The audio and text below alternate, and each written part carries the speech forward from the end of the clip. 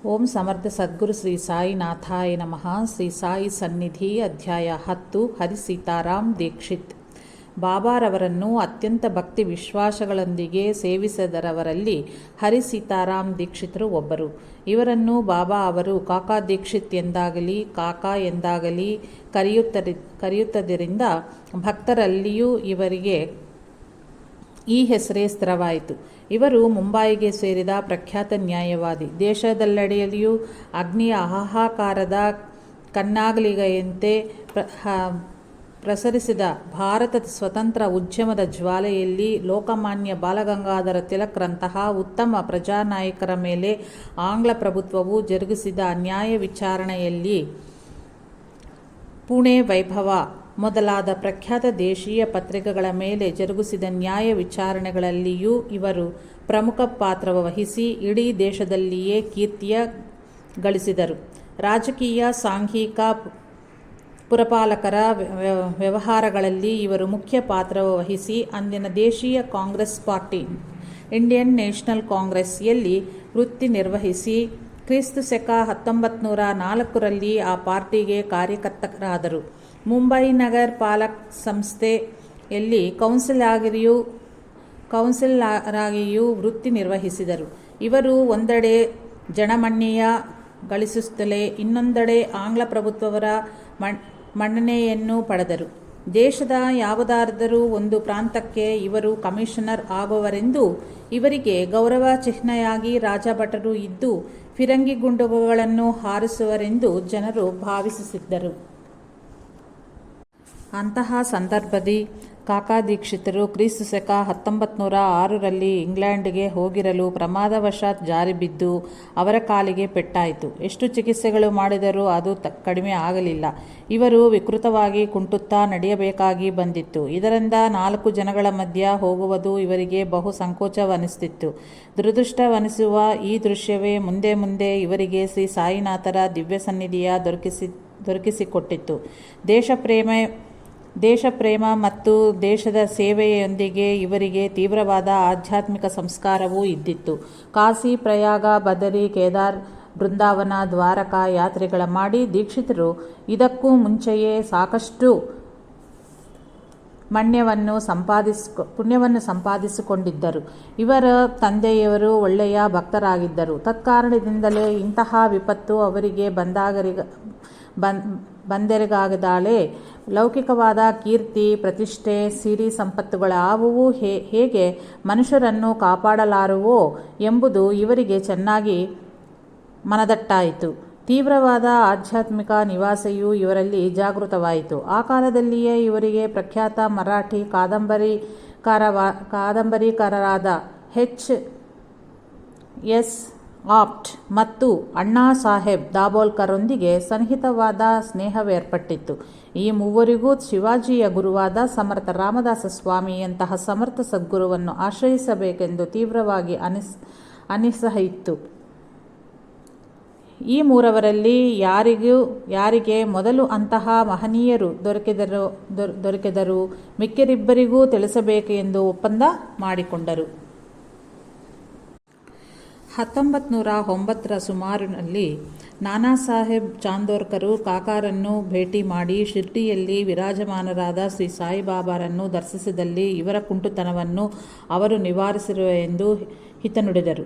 ಅದ ಅನಂತರ ಇವರು ಕೌನ್ಸಿಲ್ ಚುನಾವಣೆಯ ಎಣಿಕೆಯ ಕಾರ್ಯಕ್ರಮಕ್ಕೆ ಅಹಮದಾಬಾದ್ ನಗರಿಗೆ ಹೋಗಿ ಸರ್ದಾರ್ ಮಿರಿಕರ್ ಎಂಬ ಸಾಯಿ ಭಕ್ತರ ಮನೆಯಲ್ಲಿ ಉಳಿದರು.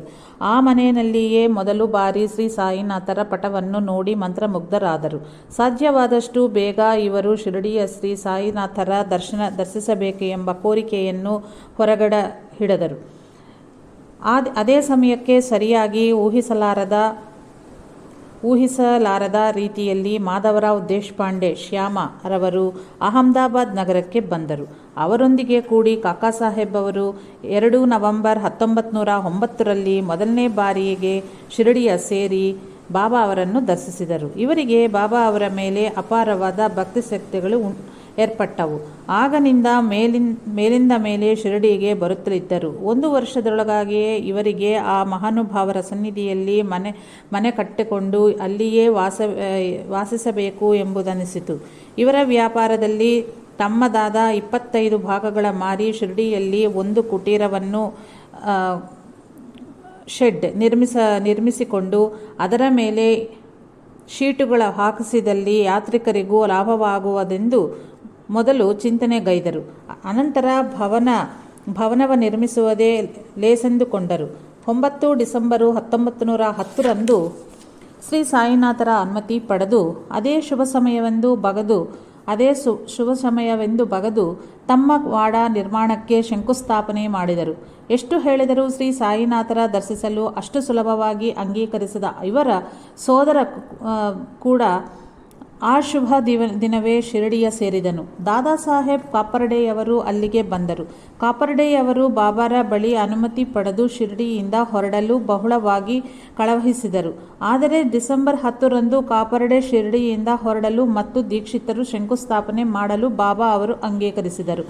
ಅಂದಿನ ದಿನವೇ ಚಾವಡಿಯಲ್ಲಿ ಶೇಷಹಾರತಿ ಪ್ರಾರಂಭವಾದ್ದರಿಂದ ಆ ದಿನವು ಚಿರಸ್ಮರಣೀಯ ಆಯಿತು. 5 ತಿಂಗಳಲ್ಲಿ ಆ ಭವನದ ನಿರ್ಮಾಣವು ಪೂರ್ಣವಾಯಿತು. ಕ್ರಿಸ್ತು ಶಕ 1911 ಶುಭಕರವಾದ ರಾಮನವಮಿಯ ದಿನ ದೀಕ್ಷಿತರು ಶಾಸ್ತ್ರೋಕ್ತವಾಗಿ ಗೃಹಪ್ರವೇಶ ಮಾಡಿದರು. ಇವರು ಏಕಾಂತದಿ ಧ್ಯಾನ ಮಾಡಲು ತಮಗಾಗಿ ಅದರ ಮಾಡಿಯ ಮೇಲೆ ಒಂದು ಕೋಣೆಯನ್ನು ಮಾತ್ರ ಉಳಿಸಿಕೊಂಡು ಮಿಕ್ಕ ಭವನವನ್ನೆಲ್ಲ ಬಾಬಾ ಅವರನ್ನು ದರ್ಶಿಸಲು ಬರುವ ಭಕ್ತರ ಉಪಯೋಗಕ್ಕಾಗಿ ಬಿಟ್ಟುಕೊಟ್ಟರು. ಇದುವೇ ಪ್ರಖ್ಯಾತವಾದ ದೀಕ್ಷಿತವಾಡ. ಸಾಯಿನಾಥರನ್ನು ತಮ್ಮ ಶಾರೀರಿಕ ಕುಂಟುತನವ ತೊಲಗಿಸಿರೆಂದು ಕೋರಲು ಬಂದ ಕಾಕಾರವರು ಬಾಬಾ ಅವರನ್ನು ದರ್ಶಿಸುತ್ತಿದ್ದಂತೆಯೇ ಅಲ್ಪವಾದ ಸಂಕಲ್ಪನ ಬಿಟ್ಟು ಆಧ್ಯಾತ್ಮಿಕ ಕುಂಟುತನವ ತೊಲಗಿಸಿರೆಂದು ಪ್ರಾರ್ಥಿಸಿದರು. ಶ್ರೀ ಸಾಯಿನಾಥರು ಅಭಯವಿತ್ತು ನನ್ನ ಕಾಕಾನನ್ನು ವಿಮಾನದಲ್ಲಿ ಕರೆದೊಯ್ಯುವೆನು ಎಂದರು. ಶಿರಡಿಗೆ ಬಂದಾಗ ಅವರಿಗೆ ಕೇವಲ 45 ವರ್ಷಗಳೇ ಆಗಿದ್ದವು. ನ್ಯಾಯವಾದಿಯಾಗಿ ಹೇರಳವಾಗಿ ಹಣ ಸಂಪಾದಿಸುತ್ತಿದ್ದರು. ಆಗ ದೇಶದೆಲ್ಲೆಡೆ ಇವರ ಕೀರ್ತಿಯು ಪ್ರಸಿದ್ಧರಾಗಿತ್ತು. ಅನೇಕ ಉನ್ನತ ಪದವಿಗಳು ಇವರನ್ನು ವರಿಸಲು ಸಿದ್ಧವಾಗಿದ್ದವು. ಮುಂಬಯಿ, ವಿಲೇಪಾರ್ಲೆ ಮತ್ತು ಲೋನಾವಾನಲ್ಲಿ 3 ದೊಡ್ಡ ಬಂಗಲೆಗಳು ಇದ್ದವು. ಆದರೆ ಇವೆಲ್ಲಕ್ಕಿಂತಲೂ ಇವರ ಹೃದಯ ಮಾತ್ರ ಮಹತ್ತರವಾದ ಸಾಯಿ ಸನ್ನಿಧಿಯನ್ನೇ ವರಿಸಿತ್ತು. ಮಹತ್ತರವಾದ ಶ್ರೀ ಸಾಯಿನಾಥರ ಸನ್ನಿಧಿಯ ಮುಂದೆ ಮತ್ತು ಅವರ ಕೃಪಾ ಕಟಾಕ್ಷದ ಮುಂದೆ ಇವೆಲ್ಲವೂ ಸೂರ್ಯನ ಮುಂದಿರುವ ಚಂದ್ರನಂತೆ ಅತ್ಯಲ್ಪಗಳನಿಸಿದವು. ಲೌಕಿಕವಾದಗಳೆಲ್ಲವನ್ನೂ ಉಪೇಕ್ಷಿಸಲಾರಂಭಿಸಿದರು. ಬಹು ಲಾಭಕರವಾದ ತಮ್ಮ ವೃತ್ತಿಯನ್ನು ಪೂರ್ಣವಾಗಿ ಅಲಕ್ಷಿಸಿದ್ದರು. ಇದರಿಂದ ಕ್ರಮೇಣ ಇವರ ಆದಾಯ ಬಹು ಕ್ಷೀಣವಾಯಿತು. ಇತಿಮಿತಿಗಳಲ್ಲದೆ ಇವರ ಔದಾರ್ಯ ಮತ್ತು ಅತಿಥಿ ಸತ್ಕಾರಗಳಿಂದ ಆ 3 ಬಂಗಲೆಗಳು ಬಿಟ್ಟು ಮಿಕ್ಕೆಲ್ಲ ಸಂಪಾದನೆಯೂ ಕರಗಿ ಹೋಯಿತು. 1911 ಒಂದು ಕ್ಲಿಷ್ಟ ಪರಿಸ್ಥಿತಿಯಲ್ಲಿ ಬಾಬಾ ಅವರು ದೀಕ್ಷಿತರಿಗೆ ಮುಂಬಯಿಗೆ ಹಿಂದಿರುಗಿ ಅವರ ಮೊದಲ ವೃತ್ತಿಯನ್ನೇ ಮುಂದುವರೆಸರೆಂದು ಒತ್ತಾಯ ಮಾಡಿದರು. ಶ್ರೀ ಬಾಬಾರ ಆಜ್ಞೆಯನ್ನು ಶಿರಸಾವಹಿಸಿ ದೀಕ್ಷಿತರು ಮುಂಬಯಿಗೆ ಹೋದರೇನೋ ಹೌದು. ಆದರೆ ಅವರ ಮನಸ್ಸೆಲ್ಲ ಶಿರಡಿಯಲ್ಲಿಯೇ ಇದ್ದುದರಿಂದ ವೃತ್ತಿಯ ಮೇಲೆ ಕಿಂಚಿತ್ತೂ ಮನಸ್ಸಾಗಲಿಲ್ಲ. ಇವರಲ್ಲಿ ಬಂದ ಬದಲಾವಣೆಯೇ ನೋಡಿ ಇವರ ಮಿತ್ರರೆಲ್ಲರೂ ಆಶ್ಚರ್ಯಚಕಿತರಾದರು. ಅವರು ಎಷ್ಟು ಹೇಳಿದರೂ ಇವರ ಮನಸ್ಸು ಸ್ವಲ್ಪವೂ ಕೂಡ ಲೌಕಿಕ ಜೀವನದತ್ತ ಹೊರಳಲಿಲ್ಲವಾದ್ದರಿಂದ ಸಾಯಿಬಾಬಾ ಎಂಬ ಫಕೀರನು ಇವರ ಮೋಡಿ ಮಾಡಿ ಇವರಿಗೆ ಅವರ ಹುಚ್ಚು ಹಿಡಿಯುವಂತೆ ಮಾಡಿ ಶಿರಡಿಯಲ್ಲಿಯೇ ಕಟ್ಟಿಹಾಕುವರೆಂದು ಮಾತನಾಡಿಕೊಳ್ಳಲಾರಂಭಿಸಿದರು. ಒಂದೆಡೆ ದಿನದಿನಕ್ಕೂ ಕ್ಷೀಣಿಸುತ್ತಿರುವ ತಮ್ಮ ಆದಾಯದ ಬಗ್ಗೆ, ಇನ್ನೊಂದೆಡೆ ಕುಟುಂಬದ ಬಾಧ್ಯತೆ ಬಗ್ಗೆ, ಮತ್ತೊಂದೆಡೆ ಶಿರಡಿಯಲ್ಲಿ ನಿಶ್ಚಲವಾಗಿ ಶ್ರೀ ಸಾಯಿನಾಥರ ಸೇವೆಯನ್ನು ಮಾಡಕ್ಕಾಗದಾಗ ತಮ್ಮ ಕಷ್ಟಗಳ ಬಗ್ಗೆ ಕಳವಳಪಡುತ್ತಿರಲು ಶ್ರೀ ಸಾಯಿ, ಕಾಕಾ ನಿನಗೇಕೆ ಕಳವಳೆ? ನಿನ್ನ ಎಲ್ಲ ಜವಾಬ್ದಾರಿಯೂ ನನ್ನದೇ ಎಂದರು. ಸಾಮಾನ್ಯ ಮನುಜರು ಯಾರೇ ಆದರೂ ಇಂತಹ ಜವಾಬ್ದಾರಿಯುತವಾದ ಅಭಯವ ಕೊಡಲು ಸಾಧ್ಯವೇ ಎಂದು ಕಾಕಾ ಅವರು ಭಾವಿಸಿದರು. ಶ್ರೀ ಸಾಯಿನಾಥರು ಹೀಗೆ ಬಹುಬಾರಿ ಹೇಳಿದರು. ಕಡೆಗೆ ಕಾಕಾರವರು ಚಿಂತೆಯೆಲ್ಲವೇ ಬಿಟ್ಟು ಆ ದಿವ್ಯ ಸನ್ನಿಧಿಯಲ್ಲಿ ತಮ್ಮ ಅವಶ್ಯಕತೆಗಳ ಎಲ್ಲನ್ನೂ ಅವಶ್ಯಕತೆಗಳೆಲ್ಲನ್ನೂ ಸಂಪೂರ್ಣವಾಗಿ ತಗ್ಗಿಸಿಕೊಂಡು ಅತ್ಯಂತ ನಿರಾಡಂಬರವಾಗಿ ಪರಮ ಪ್ರಶಾಂತತೆಯಿಂದ ಜೀವಿಸಲಾರಂಭಿಸಿದರು. ಅಂತಹ ಕಷ್ಟಕರವಾದ ಪರಿಸ್ಥಿತಿಯಲ್ಲಿ ಯಾರಿಗಾದರೂ ಮನಸ್ಸು ವಿಚಲಿತವಾಗುವುದು ಹಾಗೂ ತಮಗೆ ಬಹಳ ವಯಸ್ಸಾಗಿದೆ ಎಂದು ತಿಳಿಯುವರು. ಆದರೆ ಇವರ ಒಂದು ವಿಷಯವು ಸ್ಪಷ್ಟವಾಗಿ ಸ್ಫುರಿಸಿತು. ಅದೇನೆಂದರೆ, ಭಗವಂತನು ಯಾರನ್ನು ಸಂಪೂರ್ಣವಾಗಿ ಲಿಖಿಸುವನೋ ಮೊದಲು ಅವರ ಸಿರಿಸಂಪತ್ತುಗಳೆಲ್ಲನ್ನೂ ಕಸಿದುಕೊಳ್ಳುವೆನೆಂದು ಭಾಗವತದಲ್ಲಿ ಹೇಳಿರುವನು. ಶ್ರೀ ಸಾಯಿನಾಥರ ಅನುಗ್ರಹವೆಂಬ ಅಮೃತವ ಸವಿದ ಅನಂತರ ಇಂತಹ ಭ್ರಾಂತಿಗಳೆಲ್ಲವೂ ಕೆಟ್ಟ ಕನಸುಗಳಂತೆ ಮಟುಮಾಯ ಆದವು. ಇವರು ಶಿರಡಿಯಲ್ಲಿಯೇ ಬಹಳ ಹೊತ್ತು ಇರಲಾರಂಭಿಸಿದರು. ಆದರೆ ಸಾಯಿನಾಥರು ಇವರನ್ನು ಆಗಾಗ ದ್ವಾರಕಾಮಾಯಿಗಾಗಲಿ ತಮ್ಮ ಕೋಣೆಯಿಂದ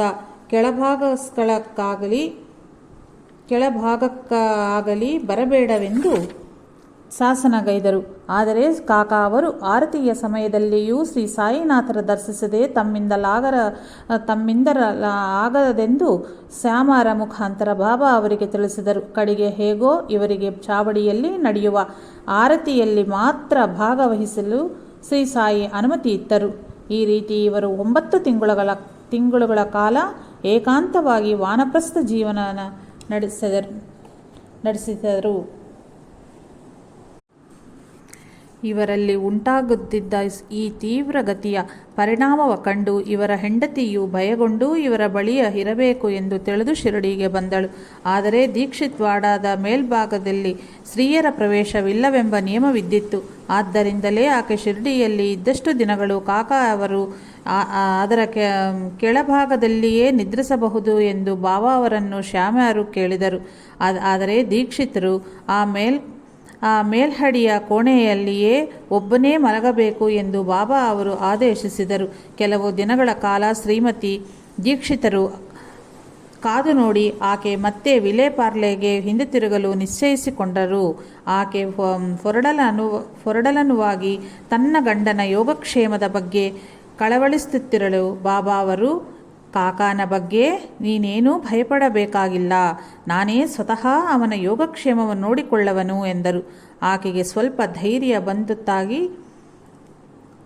ಅಲ್ಲಿಂದ ಹೊರಟಳು.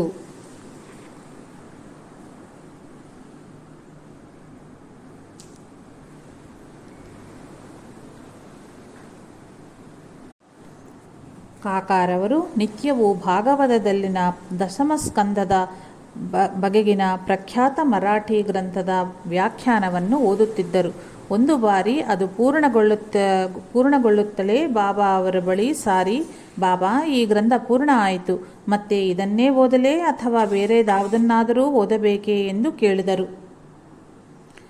ಏಕನಾಥ ಬೃಂದಾವನವನ್ನೇ ಪಾರಾಯಣ ಮಾಡುತ್ತಾ ಇರು ಎಂದರು ಬಾಬಾ. ಆದರೆ ವಿಚಿತ್ರವೇನೆಂದರೆ ಏಕನಾಥರು ಬರೆದ ಯಾವ ಗ್ರಂಥಕ್ಕೂ ಅಂತಹ ಹೆಸರಿಲ್ಲವು. ಆದ್ದರಿಂದ ಕಾಕಾರವರು ಏಕನಾಥ ಭಾಗವತದ ಏಕಾದಶ 11ನೇ ಅಧ್ಯಾಯ ಸ್ಕಂದದ ಮೇಲೆ ಏಕನಾಥರ ಬರೆದ ವ್ಯಾಖ್ಯಾನವು ಬಾಬಾ ಅವರ ಬಳಿ ತೆಗೆದುಕೊಂಡು ಹೋಗಿ, ಬಾಬಾ, ನೀವು ಪಾರಾಯಣ ಮಾಡಿದಂದ ಗ್ರಂಥವು ಇದೇ ಅಲ್ಲವೇ ಎಂದು ಕೇಳಿದರು. ಹೌದು, ಇದನ್ನೇ ಎಂದರು ಶ್ರೀ ಸಾಯಿ. ಹೀಗಿರಬೇಕಾದರೆ ಈ ಗ್ರಂಥಕ್ಕೆ ಏಕನಾಥ ಬೃಂದಾವನ ವೇದಕ್ಕೆ ಬಾಬಾ ಅವರು ಸಂಬೋಧಿಸಿದರು ಎಂಬುದು ಕಾಕಾ ಅವರಿಗೆ ಅರ್ಥವಾಗಲಿಲ್ಲ. ಆದರೆ ಅವರು ಮತ್ತೆ ಅದೇ ಗ್ರಂಥವ ಪಾರಾಯಣ ಮಾಡುತ್ತಿರಲು 30ನೇ ಅಧ್ಯಾಯದ ಕಡೆಯಲ್ಲಿ ಇದು ಏಕಾದಶ ಸ್ಕಂದವಷ್ಟೇ ಅಲ್ಲವು, ಇದು 31 ಅಂತಸ್ತುಗಳೆಲ್ಲ ಬೃಂದಾವನೇ ಹೌದು. ಇದರಲ್ಲಿ ಶ್ರೀಕೃಷ್ಣನು ಸದಾ ಸರ್ವದಾ ನಿಜಾನಂದ ಪೂರ್ಣವಾಗಿ ತನ್ನ ನಿಜರೂಪದಲ್ಲಿ ಇರುವನು ಎಂದು ಬರೆದಿರುವುದು ಕಂಡರು. ಓಹೋ, ಆದ್ದರಿಂದಲೇ ಬಾಬಾ ಅವರು ಹಾಗೆ ಹೇಳಿದರೆಂದು ಕಾಕಾ ಅವರು ಆಶ್ಚರ್ಯಚಕಿತರಾದರು. ಆಗ ಕಾಕಾ ಅವರು ಗ್ರಂಥದಲ್ಲಿಯ ಪ್ರತಿ ಅಕ್ಷರವೂ ಶ್ರೀ ಸಾಯಿನಾಥರಿಗೆ ತಿಳಿದಿದೆ ಎಂದು ತಿಳಿದು ಹರ್ಷದಿಂದ ಗದ್ಗದಿತರಾದರು. ಒಂದು ದಿನ ಕಾಕಾದೀಕ್ಷಿತರು ಸ್ನಾನ ಮಾಡಿ ಧ್ಯಾನ ಮಾಡಿಕೊಳ್ಳುತ್ತಿರಲು ಅವರಿಗೆ ವಿಠಲನ ದರ್ಶನವಾಯಿತು. ಅನಂತರ ಅವರು ಮಸೀದಿಗೆ ಹೋಗುತ್ತಿದ್ದಂತೆಯೇ, ನಿನಗೆ ವಿಠಲ್ ಪಾಟೀಲ್ನು ಸಾಕ್ಷಾತ್ಕರಿಸಲಿಲ್ಲವೇ? ಅವನು ಹೀಗೆಯೇ ತಪ್ಪಿಸಿಕೊಂಡು ಹೋಗುವನು, ಎಚ್ಚರೆ. ನೀನು ನಿನ್ನ ಧ್ಯಾನವು ಕ್ಷಣ ಮಾತ್ರವೂ ಚಲಿಸಗೊಡದೆ ಅವನನ್ನು ಗಟ್ಟಿಯಾಗಿ ಹಿಡಿದುಕೋ ಎಂದರು. ಇದು ಬೆಳಿಗ್ಗೆ ನಡೆಯಿತು. ಅಂದು ಮಧ್ಯಾಹ್ನವೇ ಆ ವಿಠಲ ದರ್ಶನಕ್ಕೆ ಸಂಬಂಧಿಸಿದಂತೆ ಇನ್ನೊಂದು ವಿಷಯವೂ ಲಭಿಸಿತು. ಎಲ್ಲಿಂದಲೋ ವಿಠಲನ ಚಿತ್ರಪಟಗಳ ಮಾರಲೆಂದು ವ್ಯಕ್ತಿಯೊಬ್ಬ ಶಿರಡಿಗೆ ಬಂದನು. ಅದರಲ್ಲೂ ಇದ್ದ ವಿಠಲನ ಚಿತ್ರಪಟವು ಸರಿಯಾಗಿ ಅಂದಿನ ದಿನ ಬೆಳಿಗ್ಗೆ ದೀಕ್ಷಿತರಿಗೆ ದರ್ಶನವಿತ್ತ ವಿಠಲನಂತೆಯೇ ಇದ್ದಿತ್ತು. ಅದು ಕಾಕಾರಿಗೆ ಬಹು ಆಶ್ಚರ್ಯವನ್ನು ಉಂಟು ಮಾಡಿತು. ಕಾಕಾರವರು ಬಹು ಪ್ರೀತಿಯಿಂದ ಚಿತ್ರಪಟವ ಕೊಂಡುಕೊಂಡು ತಮ್ಮ ಪೂಜಾ ಕೋಣೆಯಲ್ಲಿ ಪ್ರತಿಷ್ಠೆಗೈದರು. ಭಾಗವತ ಪಾರಾಯಣ ಪೂರ್ಣಗೊಂಡ ಅನಂತರ ಕಾಕಾರವರು, ಬಾಬಾ, ನಾನು ಈ ಬಾರಿ ವ್ಯಾಖ್ಯಾನಗಳಿಂದ ಕೂಡಿದ ಭಗವದ್ಗೀತೆಯ ಪಠಿಸಲೇ ಎಂದು ಕೇಳಿದರು. ಆಗ ಬಾಬಾ ಅವರು, ಬೇಡ, ನೀನು ಭಾಗವತ ಮತ್ತು ಭಾವಾರ್ಥ ರಾಮಾಯಣಗಳನ್ನೇ ಇನ್ನಷ್ಟು ಆಳವಾಗಿ ಪಾರಾಯಣ ಮಾಡು. ಸುಮ್ಮನೆ ಓದಿದರೆ ಸಾಕಾಗದು. ಅವುಗಳನ್ನು ಆಳವಾಗಿ ಮನನಗೈಯ್ದು ಅವುಗಳ ಪ್ರಕಾರ ಆಚರಿಸು ಎಂದು ಆದೇಶಿಸಿದರು. ಪೂರ್ವ ಸಂಸ್ಕಾರಗಳಿಗೆ ತಕ್ಕ ಸದ್ಗ್ರಂಥಗಳ ಪಾರಾಯಣ ಮತ್ತು ಮನನ ಮಾಡಿದಲ್ಲಿಯೇ ಅದರ ಪ್ರಯೋಜನವೂ ಉಂಟಾಗುವುದು. ಹೀಗಲ್ಲದೆ ಸ್ವತಂತ್ರವಾಗಿ ನಮಗೆ ತೋಚಿದ ಗ್ರಂಥಗಳ ಓದಿಕೊಂಡರೆ ಪ್ರಯೋಜನವಿರದು.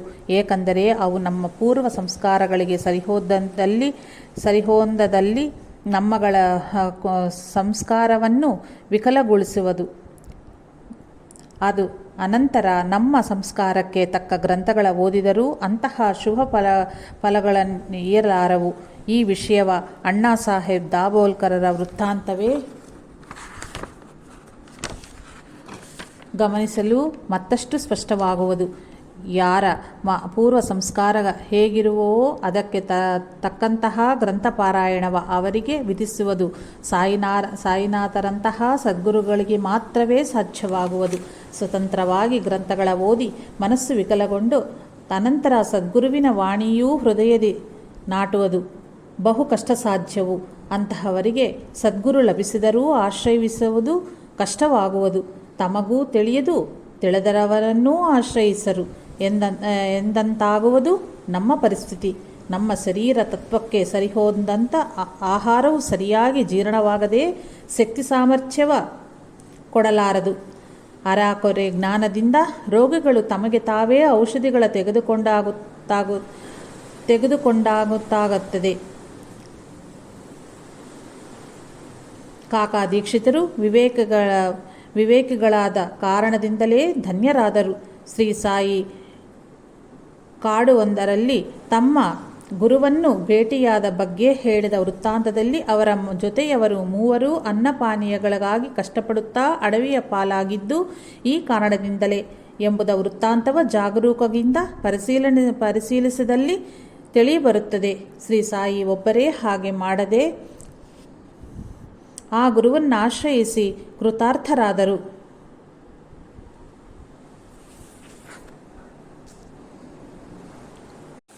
ಹೀಗೆ 9 ತಿಂಗಳುಗಳು ಕಳೆದ ಅನಂತರ ಅಂತಹ ಏಕಾಂತದ ತಪೋದೀಕ್ಷೆಯಿಂದ ಆ ಕಾಕಾರನ್ನು ಬಿಡುಗಡೆಗೊಳಿಸಿ ಮತ್ತೆ ಬೊಂಬಾಯಿಗೆ ಹೋಗಿ ಅವರ ಹೆಂಡತಿ ಮಕ್ಕಳನ್ನು ನೋಡಿ ಬರಲು ಬಾಬಾ ಅವರು ಅನುಮತಿ ಇತ್ತರು. ಒಮ್ಮೆ ಬೆಣ್ಣೆ ತೆಗೆದು ಮುದ್ದೆ ಮಾಡಿ ಅದನ್ನು ಮಜ್ಜಿಗೆಯಲ್ಲಿ ಇಟ್ಟರೂ ಅದು ಬೇರೆಯದ ಹಾಗೆಯೇ ವಿವೇಕ ವೈರಾಗ್ಯಳೆಂಬ ಎಣ್ಣೆಯ ಹಚ್ಚಿಕೊಂಡು ಅನಂತರ ಸಂಸಾರ ಸಂರಕ್ಷಣೆ ಎಂಬ ಹಲಸಿನ ಹಣ್ಣನ್ನು ಹೆಚ್ಚಿದರೂ ಅದರಲ್ಲಿಯ ಮಮಕಾರವೆಂಬ ಹಾಲು ನಮಗೆ ಅಂಟಿಕೊಳ್ಳುವುದೆಂಬ ಪ್ರಮಾದವಿರದೆಂದು ಶ್ರೀರಾಮಕೃಷ್ಣ ಪರಮಹಂಸರೇ ಹೇಳಿರುವರು. ಪ್ರತಿ ಸಣ್ಣ ವಿಷಯದಲ್ಲಿಯೂ ಪರಿಮಿತನಾದ ತಮ್ಮ ಧರ್ಮಾಧರ್ಮ ವಿಚಕ್ಷಣೆ ತನ್ನ ಇಷ್ಟಾಯಿಷ್ಟಗಳಿಗೆ ಮತ್ತು ಅಭಿಪ್ರಾಯಗಳಿಗೂ ತಾವಿಯದೇ ಶ್ರೀ ಸಾಯಿ ಹೇಳಿದಂತೆ ಚೂಚ ತಪ್ಪದೆ ನಡೆದುಕೊಂಡರಾದ್ದರಿಂದಲೇ ಕಾಕಾರವರು ಕೃತಾರ್ಥರಾದರು. ಉಪಾಸಿನಿ ಬಾಬಾ ಅವರಾದರೂ ಮೊದಲೇ ಎಷ್ಟು ತಪಸ್ಸನ್ನು ಆಚರಿಸಿದರೂ ಶ್ರೀ ಸಾಯಿನಾಥರ ಆದೇಶವನ್ನು ಪೂರ್ಣವಾಗಿ ಪಾಲಿಸಲಾರದೆ ಹೋದರು. ಅವರನ್ನು ಬಾಬಾ ಅವರು ಯಾರೊಂದಿಗೂ ಯಾವ ಸಂಬಂಧವನ್ನೂ ಇಟ್ಟುಕೊಳ್ಳದೆ ಸುಮ್ಮನೆ ಕುಳಿತುಕೊಳ್ಳೆಂದರೆ ಅದನ್ನು ಕೇಳದೆ ಶಿಷ್ಯರುಗಳಿಗೆ ಮಾಡಿಕೊಂಡು ವೇದಾಂತ ಗೋಷ್ಠಿಗಳಿಗೆ ಮಾಡುತ್ತಿದ್ದರು. ಹೇಗಾದರೂ 4 ವರ್ಷಗಳ ಕಾಲ ಶಿರಡಿಯಲ್ಲಿ ಇರೆಂದು ಶ್ರೀ ಸಾಯಿ ಆದೇಶಿಸಲು 3.5 ವರ್ಷಗಳಲ್ಲಿ ಶಿಷ್ಯ ಶೇಖರಣೆ ಎಂಬ ವ್ಯಾಮೋಹಕ್ಕೆ ಬಿದ್ದು ಅವರು ಶಿರಡಿಯ ಬಿಟ್ಟು ಹೊರಟು ಹೋದರು. ಶ್ರದ್ಧೆ ಸಹನೆ ಎಂಬ ದಕ್ಷಿಣೆಯನ್ನು ಶ್ರೀ ಸಾಯಿಗೆ ಸಮರ್ಪಿಸಿದ್ದರೆ ನಾವು ಕೃತಾರ್ಥರಾಗಲಾರವು. ಶ್ರದ್ಧೆ ಸಹನೆ ಎಂಬ ದಕ್ಷಿಣೆಯನ್ನು ಶ್ರೀ ಸಾಯಿಗೆ ಸಮರ್ಪಿಸುತ್ತಿದ್ದರೆ ನಾವು ಕೃತಾರ್ಥರಾಗಲಾರವು. ಶ್ರೀ ಸಾಯಿನಾಥರು ಸೇವಿಸಿದ ಗುರುವು ಸಹಿತ ಅವರೊಂದಿಗೆ ಪ್ರಾರಂಭದಲ್ಲಿಯೇ ನಾನು ಹೇಳುವುದು ಸಂಪೂರ್ಣವಾಗಿ ವಿಶ್ವಸಿಸುವರು ಮಾತ್ರವೇ ಗಮ್ಯ ಸೇರುವರು ಎಂದು ಹೇಳಿದರು. ಸಾಯಿನಾಥರು ಸಹಿತ ಆಧ್ಯಾತ್ಮ ಜೀವನವು ಬಹು ಕಷ್ಟತರವಾದ್ದು. ನಮ್ಮ ಶಕ್ತಿನೆಲ್ಲ ವಿನಿಯೋಗಿಸಿ ಕೃಷಿ ಮಾಡದಿದ್ದಲ್ಲಿ ಫಲವಿರದು. ಕೋಣೆಯವನ್ನೇರಿ ನಾನ್ಹೆ ಘಾಟು ದಾಟುವುದಕ್ಕಿಂತಲೂ ಬಹು ಕಷ್ಟತರವು ಅಂದಿದ್ದು ಇದಕ್ಕೆ ಆಗಿದೆ. ಆ ಕೋಣೆವು ನಮ್ಮಲ್ಲಿಯೇ ಇರುವುದು. ಅದನ್ನು ಹತೋಟಿಯಲ್ಲಿ ಇಟ್ಟುಕೊಂಡು ಲಗಾಮನ್ನು ಸದ್ಗುರುವಿಗೆ ಒಪ್ಪಿಸದಲ್ಲಿ ಗಮ್ಯ ಸೇರುವೆವು. ಇಲ್ಲದಿದ್ದರೆ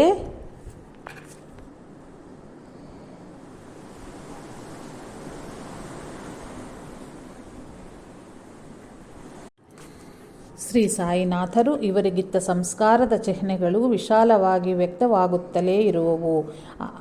ಆಗಿನ್ನೂ ಕಾಕಾ ಅವರು ಮುಂಬಯಿಯಲ್ಲಿ ಶ್ರೀಮಂತರಾದ ವಕೀಲರಾಗಿದ್ದಾಗಲೇ ಬಾಬಾ ಅವರ ದರ್ಶನಕ್ಕೆ ಬರುತ್ತಿದ್ದ ದಿನಗಳಾಗಿದ್ದವು. ಒಂದು ಬಾರಿ ಇವರು ಒಂದು ಕಬ್ಬಿಣದ ಪೆಟ್ಟಿಗೆಯ ತುಂಬ ರೂಪಾಯಿ ನಾಣ್ಯಗಳನ್ನು ತೆಗೆದುಕೊಂಡು ಶಿರಡಿಯ ಸೇರಿದರು. ಅದು ಕಾಕಾ ಅವರೊಂದು ರಾಜನ ಸಂಸ್ಥಾನದಲ್ಲಿ ಸಂಪಾದಿಸುವ ಹಣವು.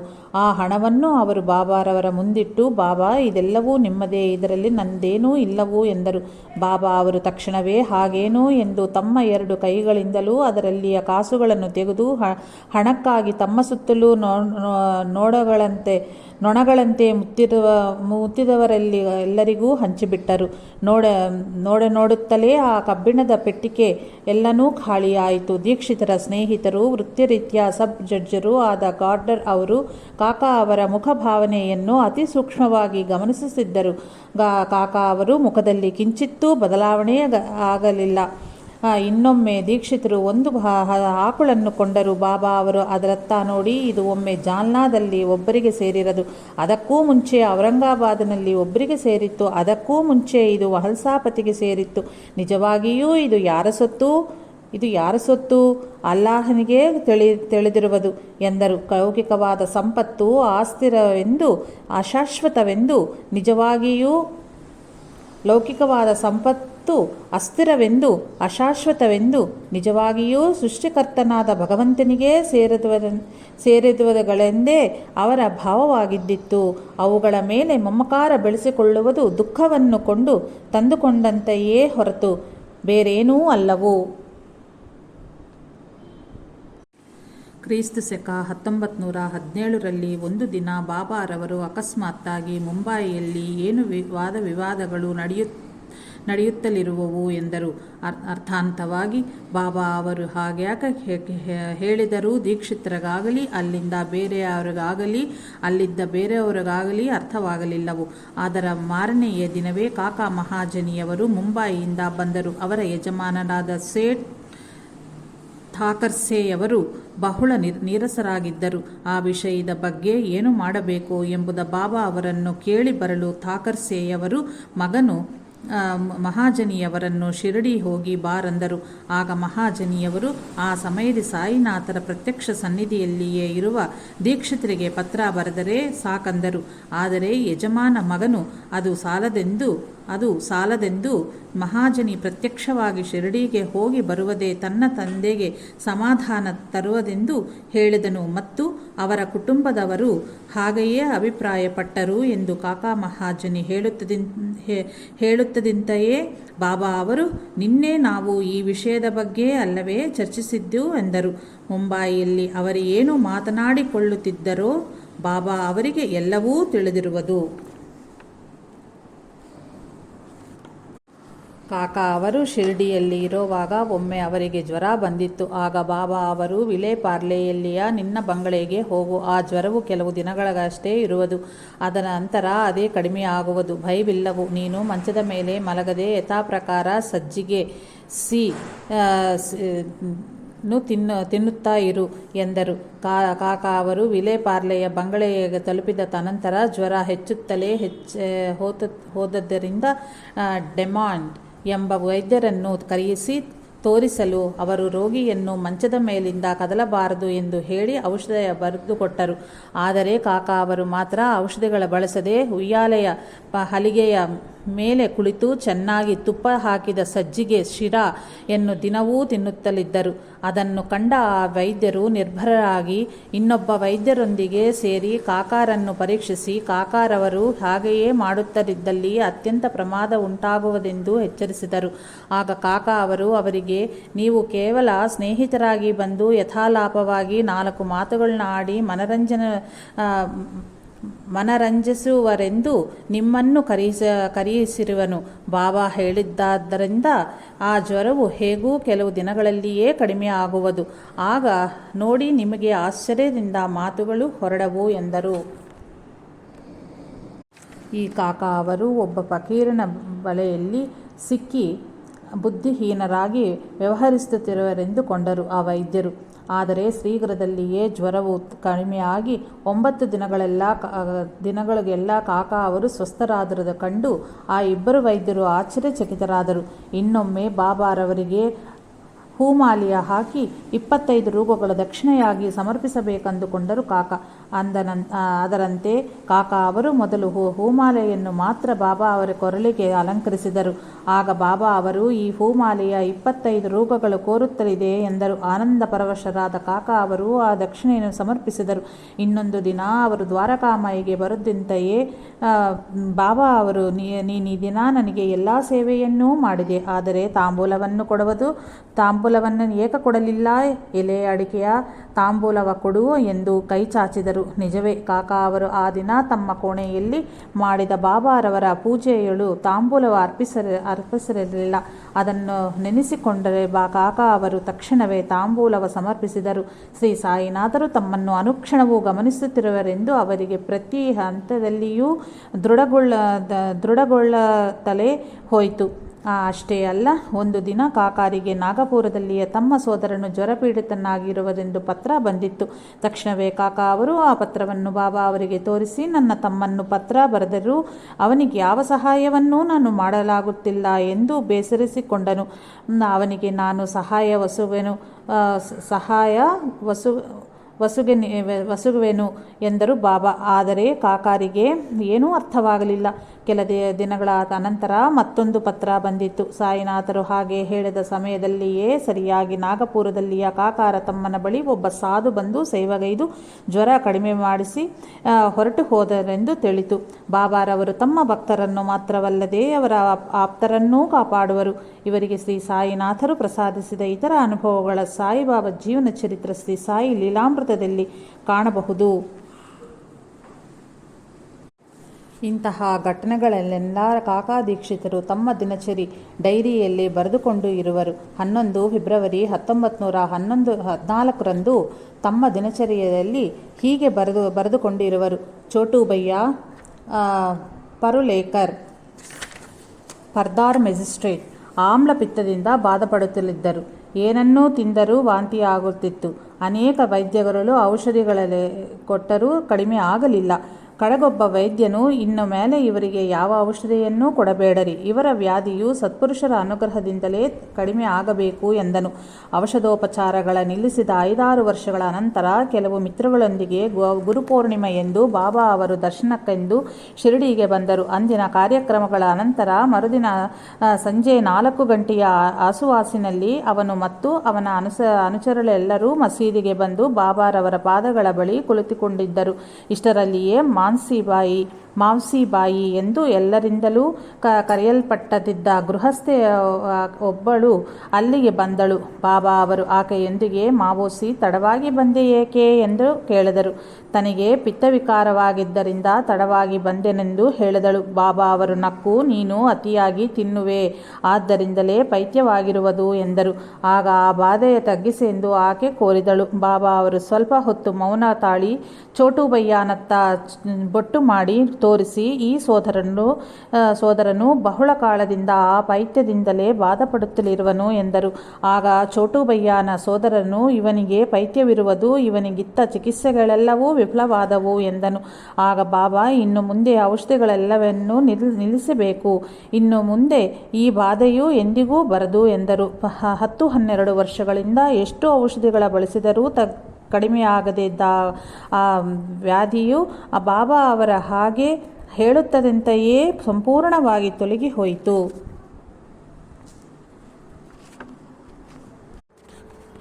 ಒಂದು ದಿನ ವಾಜೆಯೊಂದಿಗೆ, ಈಗ ನೀನು ಏನು ಮಾಡುತ್ತಿರುವೆ ಎಂದು ಕೇಳಿದರು ಬಾಬಾ. ಹಾಗೆ ವಾಜೆ, ಮಸೀದಿಯಲ್ಲಿ ನಾನು ಮಾಡಬೇಕಾದ ಕೆಲಸ ಏನಾದರೂ ಇದ್ದರೆ ಮಾಡುವೆನು ಎಂದನು. ಆಗ ಬಾಬಾ ಅವರು, ಮಸೀದಿಯಲ್ಲಿ ಮಾಡಬೇಕಾದ ಕೆಲಸವೇನಾದರೂ ಇದ್ದರೆ ಮಾಡು ಎಂದರು. ಮರುದಿನವೇ ಅಲ್ಲಿ ಬಹು ವಿಧವಾಗಿ ಸೇವೆ ಮಾಡುತ್ತಲಿದ್ದ ಪಂಡಿತರವರಿಗೆ ಜ್ವರ ಬಂದಿತ್ತು. ಬಾಬಾ ಅವರ ಆದೇಶಾನುಸಾರ ಪಂಡಿತರು ಸ್ವಸ್ಥರಾಗುವವರೆಗೂ ವಾಜೆ ಆ ಕೆಲಸಗಳು ಮಾಡಬೇಕಾಗಿ ಬಂದಿತ್ತು. ಬಾಬಾ ಅವರು ಮಹಾ ಸಮಾಧಿಯನ್ನೈದ ಅನಂತರ ಕಾಕಾರ ಅವರಿಗೆ ಯಾವ ಸಮಸ್ಯೆ ಎದುರಾದರೂ ಬಾಬಾರವರನ್ನು ಪ್ರಾರ್ಥಿಸಿ ಅವರ ಪಟದ ಮುಂದೆ ಚೀಟಿಗಳು ಹಾಕಿ ಆ ಸಂದೇಶವನ್ನು ಚೂಚ ತಪ್ಪದೆ ಪಾಲಿಸುತ್ತಿದ್ದರು.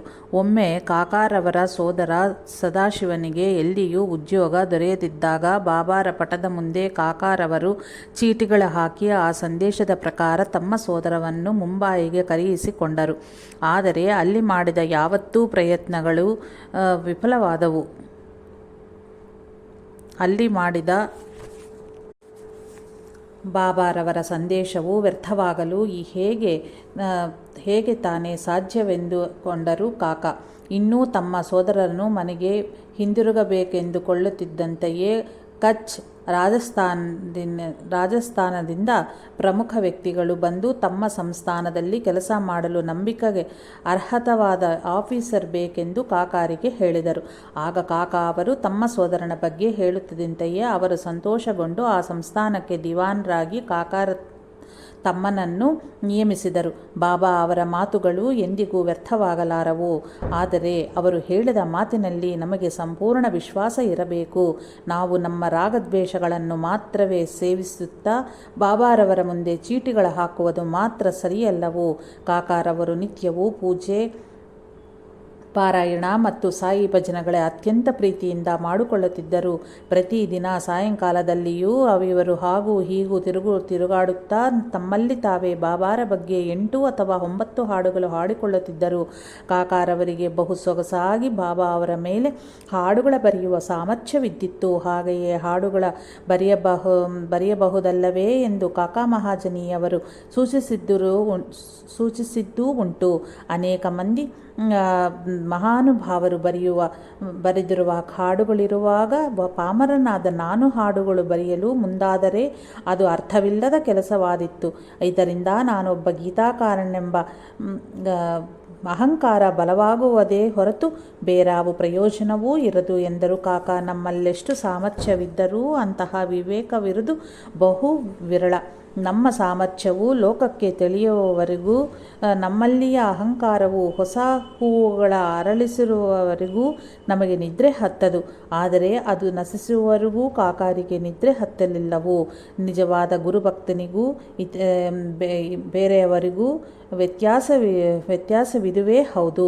ಶ್ರೀ ಸಾಯಿನಾಥರು ಅತ್ಯಂತ ಮಧುರವಾಗಿ ಹಾಡುತ್ತಿದ್ದರು, ಮನೋಹರವಾಗಿ ನರ್ತಿಸುತ್ತಿದ್ದರು. ಅವರ ಸುತ್ತಲೂ ಜನ ಸೇರುವವರಿಗೂ ತಾಕಿಯಾದಲ್ಲಿ ಸಾಧುಗಳೊಂದಿಗೆ ಕಲಿತು ತನ್ಮಯರಾಗಿ ಹಾಡಿ ನರ್ತಿಸಿ ತಮ್ಮ ಗುರುಗಳಿಗೆ ಅರ್ಧರಾತ್ರಿಯ ಏಕಾಂತದಲ್ಲಿ ಹೃದಯವ ಸಮರ್ಪಿಸುತ್ತಿದ್ದರು. ಆದರೆ ನಾಲ್ಕರ ಭಕ್ತರು ಅವರ ಸುತ್ತ ಸೇರುತ್ತದಂತೆಯೇ ಶ್ರೀ ಸಾಯಿ ಎಲ್ಲವನ್ನೂ ಕಟ್ಟಿಟ್ಟು ಮೌನವಾಗಿಯೇ ಅವರ ಆತ್ಮವ ನಿವೇದಿಸಹತ್ತಿದ್ದರು. ನಮಗೇನಾದರೂ ಸ್ವಲ್ಪ ವಿದ್ಯೆ ಇದ್ದರೂ ಜನರು ಶ್ರೀ ಸಾಯಿನಾಥರ ಮರೆತು ನಮ್ಮ ಪಾದಗಳ ಮೇಲೆ ಬೀಳುವವರೆಗೂ ನಿದ್ರಬಾರದು. ಒಂದು ದಿನ ದೀಕ್ಷಿತರ ಇಡೀ ಕುಟುಂಬವು ಶಿರಡಿಯಲ್ಲಿ ಇದ್ದಾಗ ಅವರ ಮಗಳು ವತ್ಸಲಿಗೆ ಜ್ವರ ಬಂದಿತ್ತು. ಕಾಕಾರವರು ಮಾತ್ರ ಆ ವಿಷಯದ ಬಗ್ಗೆ ಬಾಬಾ ಅವರಲ್ಲಿ ಏನನ್ನೂ ಕೋರದೆ ಎಲ್ಲವನ್ನೂ ಬಾಬಾರವರ ಮೇಲೆಯೇ ಬಿಟ್ಟು ಸುಮ್ಮನಿದ್ದರು. ಒಂದೊಮ್ಮೆ ಆ ಹೆಣ್ಣು ಮಗಳು ವಿಲೇಪಾರ್ಲಿಯಲ್ಲಿ ಅನೇಕ ವಸ್ತುಗಳೊಂದಿಗೆ ತುಂಬಿದ ಒಂದು ದೊಡ್ಡ ಅಲ್ಮಾರುವಿನ ಮೇಲೆ ಹತ್ತಿದ್ದಳು. ಏನಾಯಿತೋ ಏನೋ ಅಷ್ಟು ಭಾರವಾದ ಅಲ್ಮಿರ ಆ ಹೆಣ್ಣು ಮಗಳ ಮೇಲೆ ಬಿದ್ದಿತ್ತು. ಆದರೂ ಅವಳ ಗಾಜಿನ ಬಳೆ ಒಡೆದವೇ ಹೊರತು ಆಕೆಗೆ ಕಿಂಚಿತ್ತೂ ಗಾಯವಾಗದೇ ಇದ್ದಿದ್ದು ಆಶ್ಚರ್ಯಕರ. ಆದರೆ ಈ ಬಾರಿ ಆ ಹೆಣ್ಣು ಮಗುವಿನ ವತ್ಸಲಿಯ ಜ್ವರವು ದಿನದಿನಕ್ಕೂ ಹೆಚ್ಚುತ್ತಲೇ ಹೋಯಿತು ಹೊರತು ಕಡಿಮೆ ಆಗಲಿಲ್ಲ. ಒಂದು ದಿನ ಬಾಬಾರವರು ವತ್ಸಲಿಗೆ ಕನಸಿನಲ್ಲಿ ಕಾಣಿಸಿಕೊಂಡು, ನೀನಿನ್ನೂ ಇಲ್ಲೇ ಇದ್ದೀಯೇಕೆ? ಬಂದು ಈ ಬೇವಿನ ಮರದ ಕೆಳಗೆ ಮಲಗಿರಬಹುದಲ್ಲವೇ ಎಂದರು. ಅದು ಅಶುಭ ಸೂಚಕವೆಂದು ಎಲ್ಲರೂ ಭಾವಿಸಿದರು. ಅದರ ಮರುದಿನ ಬೆಳಿಗ್ಗೆಯೇ ಶ್ಯಾಮರೊಂದಿಗೆ ಶ್ರೀ ಸಾಯಿ, ಕಾಕಾನ ಮಗಳು ಸತ್ತು ಹೋದಳೇ ಎಂದು ಕೇಳಿದರು. ಶ್ಯಾಮರು ನಿರ್ಭರಗಾಗಿ ಖೇದದಿಂದ, ದೇವ, ಹಾಗ್ಯಾಕ ಅಶುಭವನ್ನು ನುಡಿಯುತ್ತಿರುವಿರಿ ಎಂದು ಕೇಳಿದರು. ಆಗ ಬಾಬಾ ಅವರು, ಆಕೆ ಇಂದು ಮಧ್ಯಾಹ್ನವೇ ಸತ್ತು ಹೋಗುವಳು ಎಂದರು. ಅವರು ಹೇಳಿದಂತೆಯೇ ಆಯಿತು. ಅದರ ನಂತರ ಕಾಕಾ ಅವರು ಶ್ರೀ ಸಾಯಿನಾಥರ ಸನ್ನಿಧಿ ದ್ವಾರಕಾಮಾಯಿಯಲ್ಲಿ ಹೋಗಿ ಕುಳಿತರು. ಆಗಲೇ ಅವರಿಗೆ ಪೋಸ್ಟ್ನಲ್ಲಿ ಮುಖಾಂತರ ಒಂದು ಗ್ರಂಥ ಬಂದಿತ್ತು. ತೆರೆದು ನೋಡಿದಾಗ ಅದು ಏಕನಾಥರು ಬರೆದ ಭಾವಾರ್ಥ ರಾಮಾಯಣ. ತಕ್ಷಣವೇ ಅದನ್ನು ಬಾಬಾವರಿಗೆ ಕೊಟ್ಟರು. ಬಾಬಾ ಅವರು ಆ ಪ್ರತಿಯನ್ನು ತಳಕೆಳಗಾಕಿ ಹಿಡಿದುಕೊಂಡು ಏಕಾಏಕಿ ಅದರೊಳಗ ತಮ್ಮ ಕೈಯನ್ನು ಇಟ್ಟು ಆ ಪುಟವನ್ನು ತೆರೆಸಿ ಕಾಕಾ ಅವರಿಗೆ ಕೊಟ್ಟು ಓದೆಂದು ಹೇಳಿದರು. ಆ ಗ್ರಂಥ ಸರಿಯಾಗಿ ಕಿಷ್ಕಿಂಧ ಕಾಂಡದಲ್ಲಿ ರಾಮನು ವಾಲಿಯನ್ನು ಸಂಹರಿಸಿದ ನಂತರ ವಾಲಿಯ ಹೆಂಡತಿಯನ್ನು ಸಮಾಧಾನಗೊಳಿಸಿದ ಘಟ್ಟವೇ ತೆರೆದುಕೊಂಡಿತ್ತು. ಮೃತ್ಯುವೆಂಬುದು ಅನಿವಾರ್ಯವೆಂಬುದ ಅರಿತು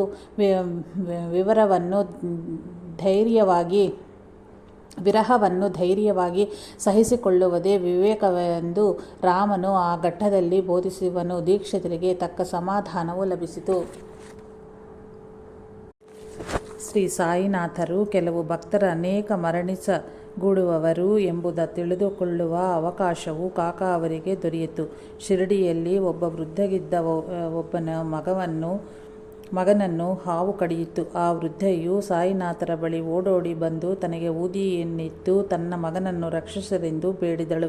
ಆದರೆ ಬಾಬಾ ಅವರು ಊದಿಯನ್ನು ಕೊಡಲಿಲ್ಲ ಮತ್ತು ಏನನ್ನೂ ಮಾತಾಡನೂ ಇಲ್ಲ. ಆಕೆ ಹೊರಟು ಹೋಗಿ ಮತ್ತೆ ಸ್ವಲ್ಪ ಹೊತ್ತಿನಲ್ಲಿಯೇ ಎದೆ ಬಡಿದುಕೊಂಡು ಬಂದು ದೊಡ್ಡ ಧ್ವನಿಯಲ್ಲಿ ಶೋಕಿಸುತ್ತಾ ತನ್ನ ಮಗನು ಸತ್ತು ಹೋದನೆಂದು, ಅವನನ್ನು ಬದುಕಿಸಿರಿ ಎಂದು ಬೇಡಾಡಕೂಡಗಿದಳು. ಆದರೂ ಶ್ರೀ ಸಾಯಿ ಮಾತಾಡಲೇ ಇಲ್ಲ. ಈ ದೃಶ್ಯವ ನೋಡಲಾಗದೆ ದೀಕ್ಷಿತರು ಬಾಬಾರಲ್ಲಿ ಆ ಮಗನನ್ನು ಬದುಕಿಸರೆಂದು ಕೋರಿದರು. ಆಗ ಬಾಬಾ ಅವರು ಕಾಕಾರೊಂದಿಗೆ ಮಾತ್ರ, ತಮ್ಮ ಇಂತಹವುಗಳಲ್ಲಿ ಸಿಕ್ಕಿಸಿಕೊಳ್ಳಬೇಡ. ಇದು ಒಳ್ಳೆಯದಕ್ಕೆ ನಡೆದಿದೆ. ಅವನು ಬೇರೊಂದು ದೇಹದಲ್ಲಿ ಪ್ರವೇಶಿಸಿರುವನು. ಈ ಶರೀರದಿಂದ ಮಾಡಲಾಗದ ಒಳ್ಳೆಯ ಕಾರ್ಯಗಳನ್ನು ಆ ದೇಹದಿಂದ ಮಾಡಬಲ್ಲನು. ಅವನನ್ನು ಮತ್ತೆ ನಾನು ಈ ಶರೀರದಲ್ಲಿ ಇರಿಸಿದರೆ ಈ ದೇಹ ಬದುಕುತ್ತದೆ, ಆದರೆ ಆ ದೇಹ ಸತ್ತು ಹೋಗುತ್ತದೆ. ನಿನಗಾಗಿ ಈ ಕೆಲಸವ ಮಾಡಬಲ್ಲೆನು. ಆದರೆ ಇದರ ಪರ್ಯಾವಸಾನ ಏನೆಂಬುದ ಆಲೋಚಿಸಿರುವೆಯಾ? ಇದರಲ್ಲಿ ಎಂತಹ ಹೊಣೆಗಾರಿಕೆ ಇದೆ ಎಂಬುದ ನೀನೇನಾದರೂ ಬಲ್ಲಿಯೇನು? ನೀನದನ್ನು ಹೊರುವೆಯೇನು ಎಂದರು. ಕಾಕಾರವರು ತಕ್ಷಣವೇ ತಮ್ಮ ಪರಿಮಿತಿಯ ಅರಿತು ಸುಮ್ಮನಾದರು. ನಾವಂದುಕೊಂಡರಂಥ ಪ್ರತಿ ಮರಣವೂ ಅವಾಂಛನೀಯವಾಗಬೇಕಾಗಿಲ್ಲ. ನಿಜವನ್ನು ತಿಳಿದವರ ದೃಷ್ಟಿಯಲ್ಲಿ ಅದು ಹರಿದ ಬಟ್ಟೆಗಳ ತುರಿದು ಹೊಸ ಬಟ್ಟೆಗಳ ತೊಟ್ಟಂತೆಯೇ ಹೌದು. ಶ್ರೀ ಸಾಯಿನಾಥರಿಗಿಂತಲೂ ನಾವು ದಯಾಮಯರಾಗಲಾರವು ಎಂಬುದ ಅರಿತುಕೊಳ್ಳಬೇಕು. ಇಂತಹ ಅನೇಕ ಅನುಭವಗಳೆಲ್ಲವೂ ಕಲಿತು ದೀಕ್ಷಿತರಿಗೆ ಶ್ರೀ ಸಾಯಿನಾಥರ ಮೇಲಿನ ವಿಶ್ವಾಸವ ದೃಢಗೊಳಿಸಿದವು. ಕಾಕಾರವರು ಇಂತಹ ಅಚಂಚಲವಾದ ವಿಶ್ವಾಸದಿಂದ ಶ್ರೀ ಸಾಯಿನಾಥರ ಸೇವಿಸುತ್ತಿದ್ದರಿಂದಲೇ ಯಾರಿಗೂ ಲಭಿಸದ ಮಹಾಭಾಗ್ಯವು ಇವರಿಗೆ ಲಭಿಸಿತು. ಶ್ರೀ ಸಾಯಿನಾಥರು ಸರ್ವಸಮರ್ಥರು, ಸದ್ಗುರುವೂ ಆಗಿದ್ದರು. ಆ ವಿಷಯವ ಎಲ್ಲರ ಮುಂದೆಯೂ ಅಂಗೀಕರಿಸಿ ಯಾರೊಂದಿಗೂ ಅವರು ಮಾತನಾಡಲಿಲ್ಲ. ಅಂತಹುದು ದೀಕ್ಷಿತರಿಗೆ ಮಾತ್ರವೇ ದಕ್ಕಿತ್ತು. ಒಂದು ದಿನ ಕಾಕಾರವರು ಮುಂಬಯಿಗೆ ಹೊರಡುವ ಮುನ್ನೇ ಬಾಬಾರವರ ಅನುಮತಿ ಕೋರಿದರು. ಆಗ ಬಾಬಾ ಅವರು ಹೊರಡುವು ಎಂದರು. ಆ ಪಕ್ಕದಲ್ಲಿಯೇ ಇದ್ದ ಒಬ್ಬರು ಭಾವಯುಕ್ತವಾಗಿ, ಬಾಬಾ ಎಲ್ಲಿಗೆ ಹೋಗಬೇಕು ಎಂದು ಕೇಳಿದನು. ಬಾಬಾರವರು ಅವನ ಭಾವನ ಆತರವಾಗಿ ಮೇಲಕ್ಕೆ ಎಂದರು. ಭಗವಂತನತ್ತ ಎಂಬುದು ಬಾಬಾ ಅವರ ಭಾವ. ಹೇಗೆ ಹೋಗಬೇಕು ಎಂದು ಮತ್ತೆ ಆ ಭಕ್ತನು ಕೇಳಿದನು. ಎಷ್ಟೋ ಸ್ಥಳಗಳಿಂದ ಎಷ್ಟೋ ಮಾರ್ಗಗಳಿರುವವು. ಇಲ್ಲಿಂದಲೂ ಒಂದು ಮಾರ್ಗವಿರುವುದು. ಆದರೆ ಆ ಮಾರ್ಗದ ಎಷ್ಟು ಅಡೆತಡೆಗಳು, ಹೆಬ್ಬುಳಿಗಳು, ಕರಡಿಗಳೂ ಇರುವವು. ಅಜಾಗ್ರತೆಯಿಂದಿದ್ದರೆ ಮಾತ್ರ ಪಕ್ಕದಲ್ಲಿಯೇ ಇರುವ ಪ್ರಪಾತಗಳು ಬಿದ್ದು ಹೋಗುವವು ಎಂದರು ಶ್ರೀ ಸಾಯಿ. ಆಗ ದೀಕ್ಷಿತರು ಮಾರ್ಗದರ್ಶಕ ಜೊತೆ ಇದ್ದರೆ ಎಂದು ಕೇಳಿದರು. ಆಗ ಮಾತ್ರ ಯಾವ ಪ್ರಮಾದವೂ ಕಷ್ಟವೂ ಇರದು. ಕರಡಿ, ಹೆಬ್ಬುಳಿಗಳು ಪಕ್ಕಕ್ಕೆ ತೊಲಗುವುವು ಎಂದರು ಬಾಬಾ. ತಮ್ಮನ್ನು ಆಶ್ರಯಿಸಿದಲ್ಲಿ ಭದ್ರವಾಗಿ ಗಮ್ಯ ಸೇರಬಹುದೆಂದು ಪರೋಕ್ಷವಾಗಿ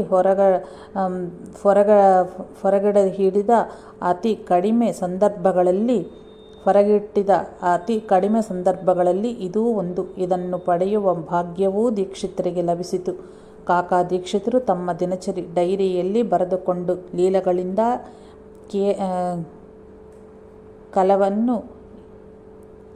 ಕೆಲವನ್ನನ್ನು ಇಲ್ಲಿ ಉದಾಹರಿಸುವನು.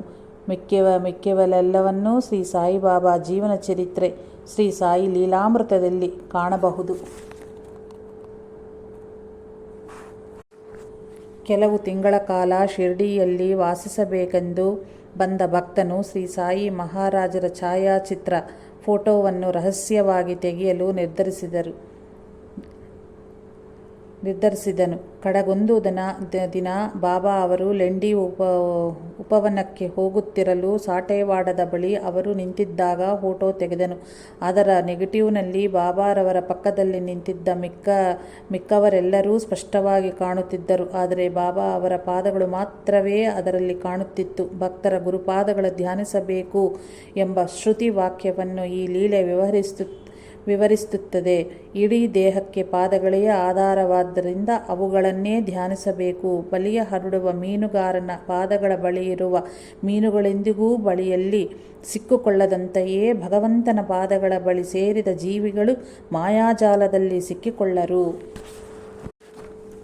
ಒಂದು ಬಾರಿ ದ್ವಾರಕನಾಥ್ ಪ್ರಧಾನ್ ಶಿರಡಿಗೆ ಬರುತ್ತಾ ತಮ್ಮ ಮಾವನವರಿಂದ ಒಂದು ಪತ್ರವನ್ನು ತಂದು ಬಾಬಾ ಅವರಿಗೆ ಕೊಟ್ಟರು. ಬಾಬಾ ಅವರು ಆ ಪತ್ರವನ್ನು ತಲೆಕೆಳಗಾಗಿ ಹಿಡಿದುಕೊಂಡು ಆಕೆ ಹೋಗುವಳೇ ಎಂದು ಹಿಸುಗುಟ್ಟಿದರು. ಆ ಮಾತುಗಳ ನಾನು ಮಾತ್ರ ಕೇಳಿಸಿಕೊಂಡನೇ ಹೊರತು ಮಿಕ್ಕಿದ ಯಾರೂ ಕೇಳಿಸಲಿಲ್ಲ. ಆಗ ಆ ಪತ್ರವನ್ನು ತೆರೆದು ಓದಲು ಅದರಲ್ಲಿ ಶ್ರೀಮತಿ ಪ್ರಧಾನ್ಗೆ ಜ್ವರ ಬಂದಿದೆ ಎಂದು ಬರೆದಿತ್ತು. ಆಗ ದ್ವಾರಕನಾಥ್ ನನ್ನ ಹೆಂಡತಿಯನ್ನು ಇಲ್ಲಿಗೆ ಯಾವಾಗ ಕರೆದುಕೊಂಡು ಬರಲಿ ಎಂದು ಕೇಳಿದರು. ಅದಕ್ಕೆ ಬಾಬಾ ಅವರು ಆಕೆ 4 ದಿನಗಳಲ್ಲಿ ಬರುವಳು ಎಂದರು.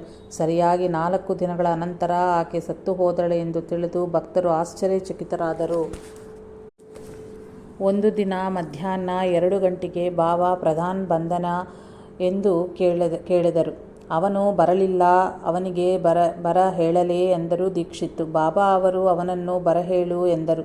ಸರಿಯಾಗಿ ಅದೇ ದಿನ ಅದೇ ಸಮಯದಲ್ಲಿ ಮುಂಬಯಿಯ ಹೈಕೋರ್ಟ್ ಉಚ್ಚ ನ್ಯಾಯಾಲಯದಲ್ಲಿ ಕುಳಿತು ಕೆಲವು ವ್ಯಕ್ತಿಗಳೊಂದಿಗೆ ಮಾತನಾಡುತ್ತಿದ್ದ ಮೌರೇಶ್ವರ್ ಪ್ರಧಾನ್ ಅಕಸ್ಮಾತ್ತಾಗಿ ಪ್ರಜ್ಞೆ ತಪ್ಪಿ ಬೀಳುವಾಗ ಬಾಬಾ ಅವರನ್ನು ಸ್ಮರಿಸಿದರು. ಸ್ವಲ್ಪ ಸಮಯದ ನಂತರ ತಾವಾಗಿಯೇ ಎದ್ದು ರೈಲಲ್ಲಿ ಸಾಂತಾಕ್ರೂಜ್ಗೆ ಹೋಗಿ ತಲುಪಿದರು. ಮರುದಿನವೇ ಶಿರಡಿಯಿಂದ ಬಾಬಾರವರ ಊದಿ ಹಿಂದಿನ ದಿನ ಬಾಬಾ ಅವರು ಅವರನ್ನು ನೆನಪಿಸಿಕೊಂಡರೆಂದು ದೀಕ್ಷಿತರು ಬರೆದು ಕಳುಹಿಸಿದ ಪತ್ರವನ್ನು ತೆಗೆದುಕೊಂಡು ಶಿರಡಿಯಿಂದ ಬಾಳಶಿಂಪಿ ಬಂದರು.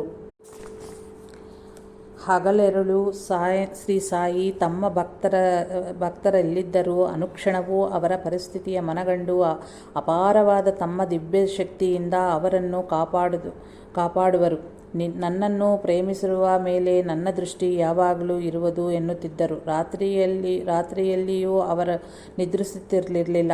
ಮಸೀದಿಯ ಮೇಲ್ಛಾವಣಿಯಿಂದ ಇಳಿಬಿಟ್ಟ ಹಲಿಗೆಯ ಮೇಲೆ ಮಲಗುವಾಗಾದರೂ ಸರಿ, ಇಲ್ಲವೇ ನೆಲದ ಮೇಲೆ ಮಲಗುವಾಗಾದರೂ ಸರಿ, ಯಾವಾಗಲೂ ಅವರು ಕಣ್ಣು ತೆರೆದುಕೊಂಡೇ ಇರುತ್ತಿದ್ದರು. ಆದ್ದರಿಂದಲೇ ಅವರು ನನ್ನಂತೆ ಯಾವಾಗಲೂ ಕಣ್ಣು ತೆರೆದುಕೊಂಡು ನಿದ್ರೆ ಮಾಡಲಾಗುವವರು ಮಾತ್ರವೇ ಹಾಗೆ ಆ ಹಲಿಗೆಯ ಮೇಲೆ ಮಲಗಬಲ್ಲರು ಎನ್ನುತ್ತಿದ್ದರು. ಬೆಳಗಾದ ಅನಂತರ ತಾವು ಹಿಂದಿನ ರಾತ್ರಿ ಎಲ್ಲೆಲ್ಲಿಯೋ ಆಪತ್ತಿನಲ್ಲಿದ್ದ ಭಕ್ತರುಗಳನ್ನು ಹೇಗೆ ರಕ್ಷಿಸಿದರೆಂದು, ಆ ಹಿಂದಿನ ರಾತ್ರಿ ಸತ್ತು ಹೋದವರನ್ನು ಊರ್ಧ್ವಲೋಕಗಳಿಗೆ ಹೇಗೆ ತೆಗೆದುಕೊಂಡು ಹೋಗಿದರೋ ಎಂಬುದು ಭಕ್ತರಿಗೆ ಹೇಳುತ್ತಿದ್ದರು. ಮತ್ತೆ ದಿನವಿಡೀ ಉದಯದಿಂದ ರಾತ್ರಿಯವರೆಗೂ ತಮ್ಮನ್ನು ದರ್ಶಿಸ ಬಂದ ಭಕ್ತರೆಲ್ಲರನ್ನೂ ಆದರಿಸುತ್ತಿದ್ದರು. ಹೀಗೆ ಹಗಲಿರುಳು ಭಕ್ತರ ಶ್ರೇಯಸ್ಸಿಗಾಗಿ ಅಂಕಿತರಾಗಿ ಶ್ರಮಪಡುತ್ತಲಿದ್ದು, ಸ್ವಲ್ಪ ಸಮಯವನ್ನು ಮಾತ್ರ ಸಾಯಿ ತಮಗೋಸ್ಕರ ವಿನಿಯೋಗಿಸುತ್ತಿದ್ದರು. ಅದು ಭೋಜನವಾದ ನಂತರ 1 ರಿಂದ 2 ಗಂಟೆಗಳ ಮಧ್ಯಕಾಲದಲ್ಲಿ. ಆಗ ಸಾಮಾನ್ಯವಾಗಿ ಭಕ್ತರು ದ್ವಾರಕಾಮಾಯಿಯಲ್ಲಿ ಅವರ ಸುತ್ತಲೂ ತೆರೆಗಳ ಇಳಿಬಿಡುತ್ತಿದ್ದರು. ಆಗ ಆ ಸಮಯದಲ್ಲಿ ಬಾಬಾರ ಬಳಿ ಸಾರಿ ಆ ಲಘು ವಿಶ್ರಾಂತಿಯನ್ನು ಭಂಗಗೊಳಿಸಬೇಡೆಂದು ಸೇವಕರೊಳಗೆ ಆಗಂತುಕರನ್ನು ತಡೆಯುತ್ತಿದ್ದರು. ಒಂದು ದಿನ ಮಧ್ಯಾಹ್ನ ಸರಿಯಾಗಿ 1 ಗಂಟೆಯ ಸಮಯದಲ್ಲಿ ಯಾರೋ ಒಬ್ಬ ಕೂಲಿಯವನು ಬಂದು ಕೂಗಾಡುತ್ತಲಿದ್ದನು. ಒಬ್ಬ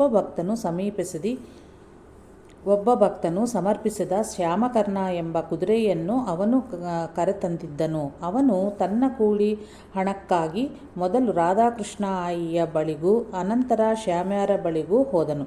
ಅವರಿಬ್ಬರೂ ತಮ್ಮ ಬಳಿ ಹಣವಿಲ್ಲವೆಂದು ಹೇಳಿ ಬಾಬಾರವರನ್ನೇ ಕೇಳಿ ಪಡೆದುಕೊಳ್ಳ ಎಂದು ಹೇಳಿದರು. ಆ ಸಮಯದಲ್ಲಿ ಬಾಬಾರ ವಿಶ್ರಾಂತಿಗೆ ಭಂಗವನ್ನು ಉಂಟು ಮಾಡಬಾರದೆಂದು ಅವನಿಗೆ ತಿಳಿದಿರಲಿಲ್ಲ.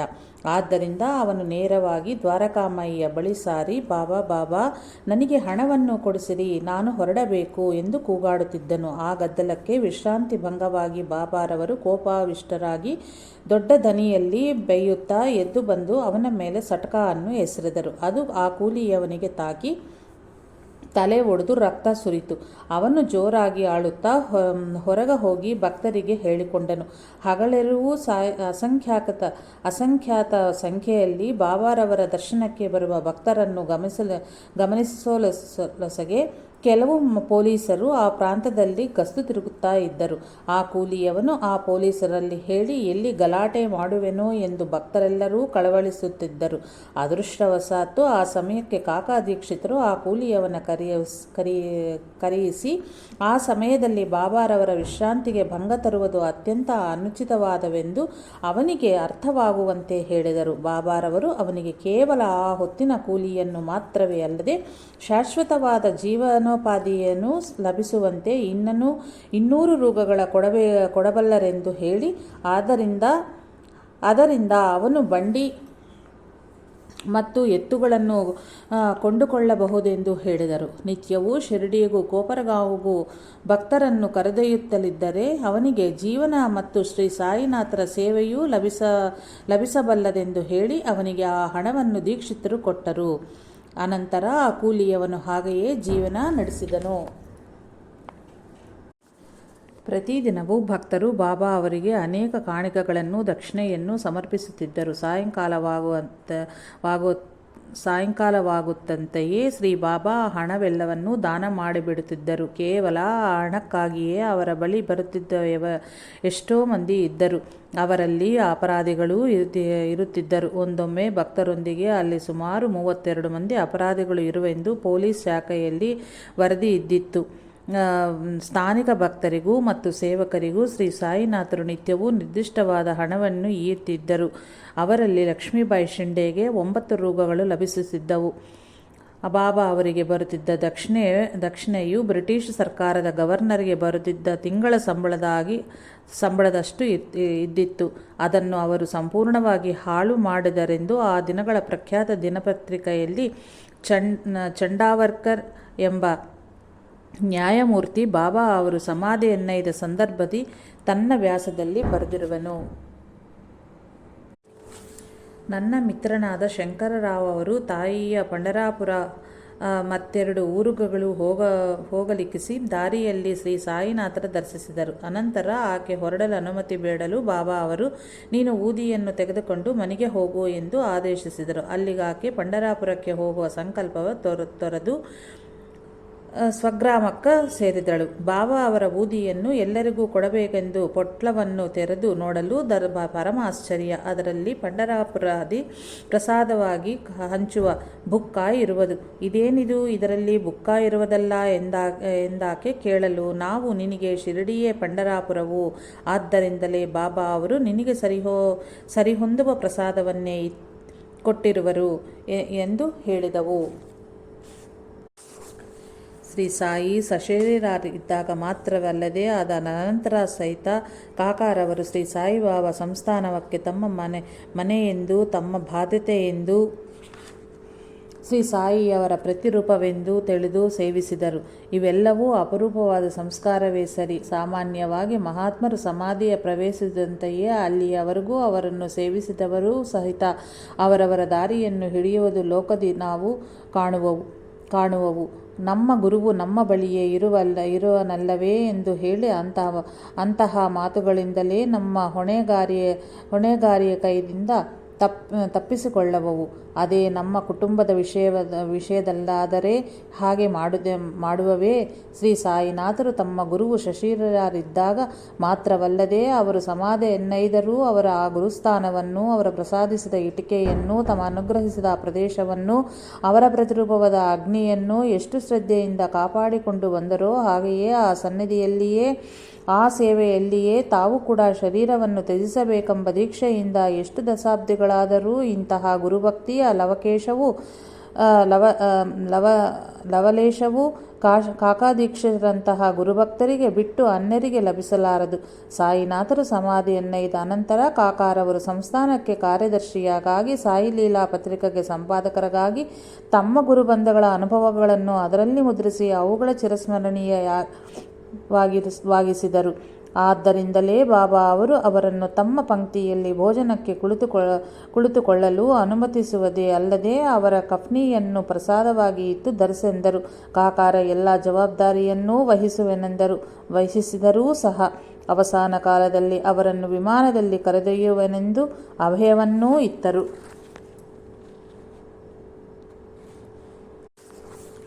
ಏಕಾದಶಿ ಎಂದು ಮರಣಿಸಿದವರು ವೈಕುಂಠಕ್ಕೆ ಹೋಗುವರೆಂದು ದೀಕ್ಷಿತರು ದೃಢವಾಗಿ ನಂಬಿದ್ದರು. ಕ್ರಿಸ್ತ ಶಕ 1923ರಲ್ಲಿ ಸಾಯಿಲೀಲಾ ಪತ್ರಿಕೆಯಲ್ಲಿ ಇವರೇ ಹೀಗೆ ಬರೆದಿರುವರು: ಹರಿಭಕ್ತನು ಹರಿಗೆ ಪವಿತ್ರವಾದ ಏಕಾದಶಿ ಎಂದು ಮರಣಿಸುವುದು ಅತ್ಯಂತ ಸಮಂಜಸವಾಗಿಯೇ ಇರುವುದು. ನಿಜವಾಗಿಯೂ ಶ್ರೀ ಸಾಯಿನಾಥರ ಸೇವಕರಾದ ಕಾಶಿರಾಮ್, ಅಪ್ಪಾಬಿಲ್, ಮಹಲ್ಸಾಪತಿ ಮೊದಲಾದವರೆಲ್ಲರೂ ಏಕಾದಶಿ ಎಂದೇ ಮರಣವನ್ನಪ್ಪಿದರು. 4 ಜುಲೈ 1926ರಂದು ದೀಕ್ಷಿತ ಭಾವಾರ್ಥ ರಾಮಾಯಣದಲ್ಲಿ ಗಜೇಂದ್ರ ಮೋಕ್ಷವ ಓದಿದರು. ಅಂದಿನ ರಾತ್ರಿ ಅವರಿಗೊಂದು ವಿಚಿತ್ರವಾದ ಕನಸು ಬಂದಿತ್ತು. ಆ ಕನಸಿನಲ್ಲಿ ಬಾಬಾ ಅವರು ಕಂಡು ಕಾಕಾ ಸಾಹೇಬ್ರ ಅಂಗಿಯೊಳಗಿಂದ ಅವರ ಹೃದಯದಲ್ಲಿ ಸೇರಿದರು. ಕಾಕಾ ಸಾಹೇಬ್ ದೀಕ್ಷಿತರು ಅತ್ಯಂತ ಪ್ರೇಮದಿಂದ ಬಾಬಾ ಅವರನ್ನು ತಮ್ಮ ಹೃದಯದಲ್ಲಿಯೇ ಅದುಮಿಟ್ಟುಕೊಂಡರು. ಮರುದಿನ ಬೆಳಗಾಗುತ್ತಲೇ ಕಾಕಾ ಅವರು ಈ ಕನಸಿನ ವಿಷಯವ ಅಣ್ಣಾ ಸಾಹೇಬ್ ದಾಬೋಳ್ಕರ್, ದೇಶಪಾಂಡೆ ಮೊದಲಾದವರಿಗೆ ಹೇಳಿದರು. ನಂತರ ಅಂದಿನ ದಿನ ಅವರ ಪಾರಾಯಣದಲ್ಲಿ ಸಿದ್ಧಪುರುಷರ ಮಹಾತ್ಮೆಯನ್ನು ಓದಿದರು. ಅದರ ನಂತರ ಕಾಕಾ ಅವರು ವಿಲೇಪಾರ್ಲೆಯಿಂದ ಹೊರಟು ಮುಂಬಯಿಯಲ್ಲಿನ ಡಾಕ್ಟರ್ ದೇಶಮುಖ್ ಅವರ ಆಸ್ಪತ್ರೆಯಲ್ಲಿ ಚಿಕಿತ್ಸೆ ಪಡೆಯುತ್ತಿರುವ ತಮ್ಮ ಮಗ ರಾಮಕೃಷ್ಣನನ್ನು ನೋಡಲು ಹೊರಟರು. ಅಲ್ಲಿಯವರೆಗೂ ಕಾಕಾರೊಂದಿಗೆ ಬೆರೆತು ಭಜನೆ ಪಾರಾಯಣಗಳಲ್ಲಿ ಪಾಲ್ಗೊಂಡ ಅಣ್ಣಾ ಸಾಹೇಬ್ ದಾಬೋಳ್ಕರ್ ಕೂಡ ತಮ್ಮ ಸ್ವಸ್ಥಾನಕ್ಕೆ ಹೊರಟರು. ಅವರಿಬ್ಬರು ಸ್ವಲ್ಪ ತಡವಾಗಿ ರೈಲ್ವೆ ನಿಲ್ದಾಣವ ತಲುಪಿದರು.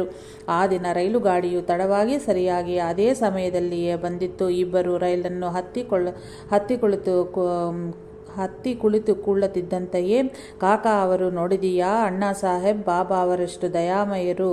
ಸರಿಯಾದ ಸಮಯಕ್ಕೆ ರೈಲು ಗಾಡಿಯು ದೊರಕುವಂತೆ ಮಾಡಿದರು. 1 ನಿಮಿಷವೂ ನಮ್ಮನ್ನು ಕಾಯಿಸಲಿಲ್ಲ ಎಂದರು. ಆಗ ತಮ್ಮ ಜೇಬಿನಿಂದ ರೈಲ್ವೆ ಟೈಮ್ ಟೇಬಲ್, ರೈಲ್ವೆ ದಿನಚರಿ ನೋಡಿಕೊಂಡು, ರೈಲು ಸ್ವಲ್ಪ ತಡವಾಗಿ ಬರುವೆ ಅಂತ ಬಾಬಾ ಅವರು ಮಾಡಿರುವರು. ಇಲ್ಲದಿದ್ದರೆ ನಾವು ಕೊಲಾಲಾಬಾದ್ನಲ್ಲಿ ಇಳಿದುಕೊಂಡು ನಿರುತ್ಸಾಹಿತರಾಗಿದ್ದೆವು. ಇದೇ ಶ್ರೀ ಸಾಯಿನಾಥರ ದಯೆಯು ಎಂದು ಹೇಳಿ ಅಣ್ಣಾ ಸಾಹೇಬ್ ದಾಬೋಳ್ಕರ ಎದುರಿದ್ದ ಸೀಟಿನಲ್ಲಿ ಕುಳಿತುಕೊಂಡು ಅಪಾರವಾದ ಶ್ರೀ ಸಾಯಿನಾಥರ ದಯೆಯನ್ನು ಸ್ಮರಿಸುತ್ತಾ ಕಣ್ಣುಗಳ ಮುಚ್ಚಿಕೊಂಡರು. ಅವರು ಕಣ್ಣು ಬಿಡದ ಕಾರಣ ಸ್ವಲ್ಪ ಹೊತ್ತಾದ ಅನಂತರ ನಿದ್ರೆ ಬಂದಿತೇ ಎಂದು ಅಣ್ಣಾ ಸಾಹೇಬ್ ಪ್ರಶ್ನಿಸಿದರು. ಕಾಕಾ ಅವರ ತಲೆಯು ಒಂದು ಪಕ್ಕಕ್ಕೆ ಒರಗುತ್ತಿದ್ದಂತೆಯೇ ಕಾಕಾ ಅವರು ಪ್ರಜ್ಞೆ ಕಳೆದುಕೊಂಡರೆಂದು ಭಾವಿಸಿ ಅವರನ್ನು ಸೀಟಿನ ಹಲಗೆಯ ಮೇಲೆ ಮಲಗಿಸಿದರು. ಅದರ ನಂತರ ಆ ವಿಷಯವನ್ನು ರೈಲ್ವೆ ಗಾರ್ಡ್ಗೆ ಹೇಳಲು ಅವನು ಪರಲ್ ಎಂಬ ಸ್ಟೇಷನ್ನಲ್ಲಿ ದೀಕ್ಷಿತರ ದೇಹವನ್ನು ಇಳಿಸಿ ವೈದ್ಯರಿಂದ ಪರೀಕ್ಷೆ ಮಾಡಿಸಿದರು. ಇದಕ್ಕೂ ಪೂರ್ವವೇ ದೀಕ್ಷಿತರು ದೇಹತ್ಯಾಗ ಮಾಡಿರುವರೆಂದು ತಿಳಿಯಿತು. ತದನಂತರ ಅಣ್ಣಾ ಸಾಹೇಬ್ ದಾಬೋಳ್ಕರರು ಅಂತ್ಯಕ್ರಿಯೆಗಳೆಲ್ಲಕ್ಕೂ ಏರ್ಪಾಟು ಮಾಡಿದರು. ಆ ದಿನ ಏಕಾದಶಿ. ರಾಮಾಯಣದ ಪಾರಾಯಣ, ಭಜನೆಯ ಮಾಡಿ ಶ್ರೀ ಸಾಯಿನಾಥರ ಅಮೋಘ ಕೃಪಾಮೃತ ವರ್ಷಕ್ಕೆ ಪಾತ್ರರಾಗಿ ಅದನ್ನು ನೆನೆದು ಪರವಶರಾದ ಕ್ಷಣದಲ್ಲಿ ದೀಕ್ಷಿತರ ಆತ್ಮವನ್ನು ಆ ಸಮರ್ಥ ಸದ್ಗುರು ವಿಮಾನದೊಳು ವೈಕುಂಠಕ್ಕೆ ಕರೆದೊಯ್ದರು.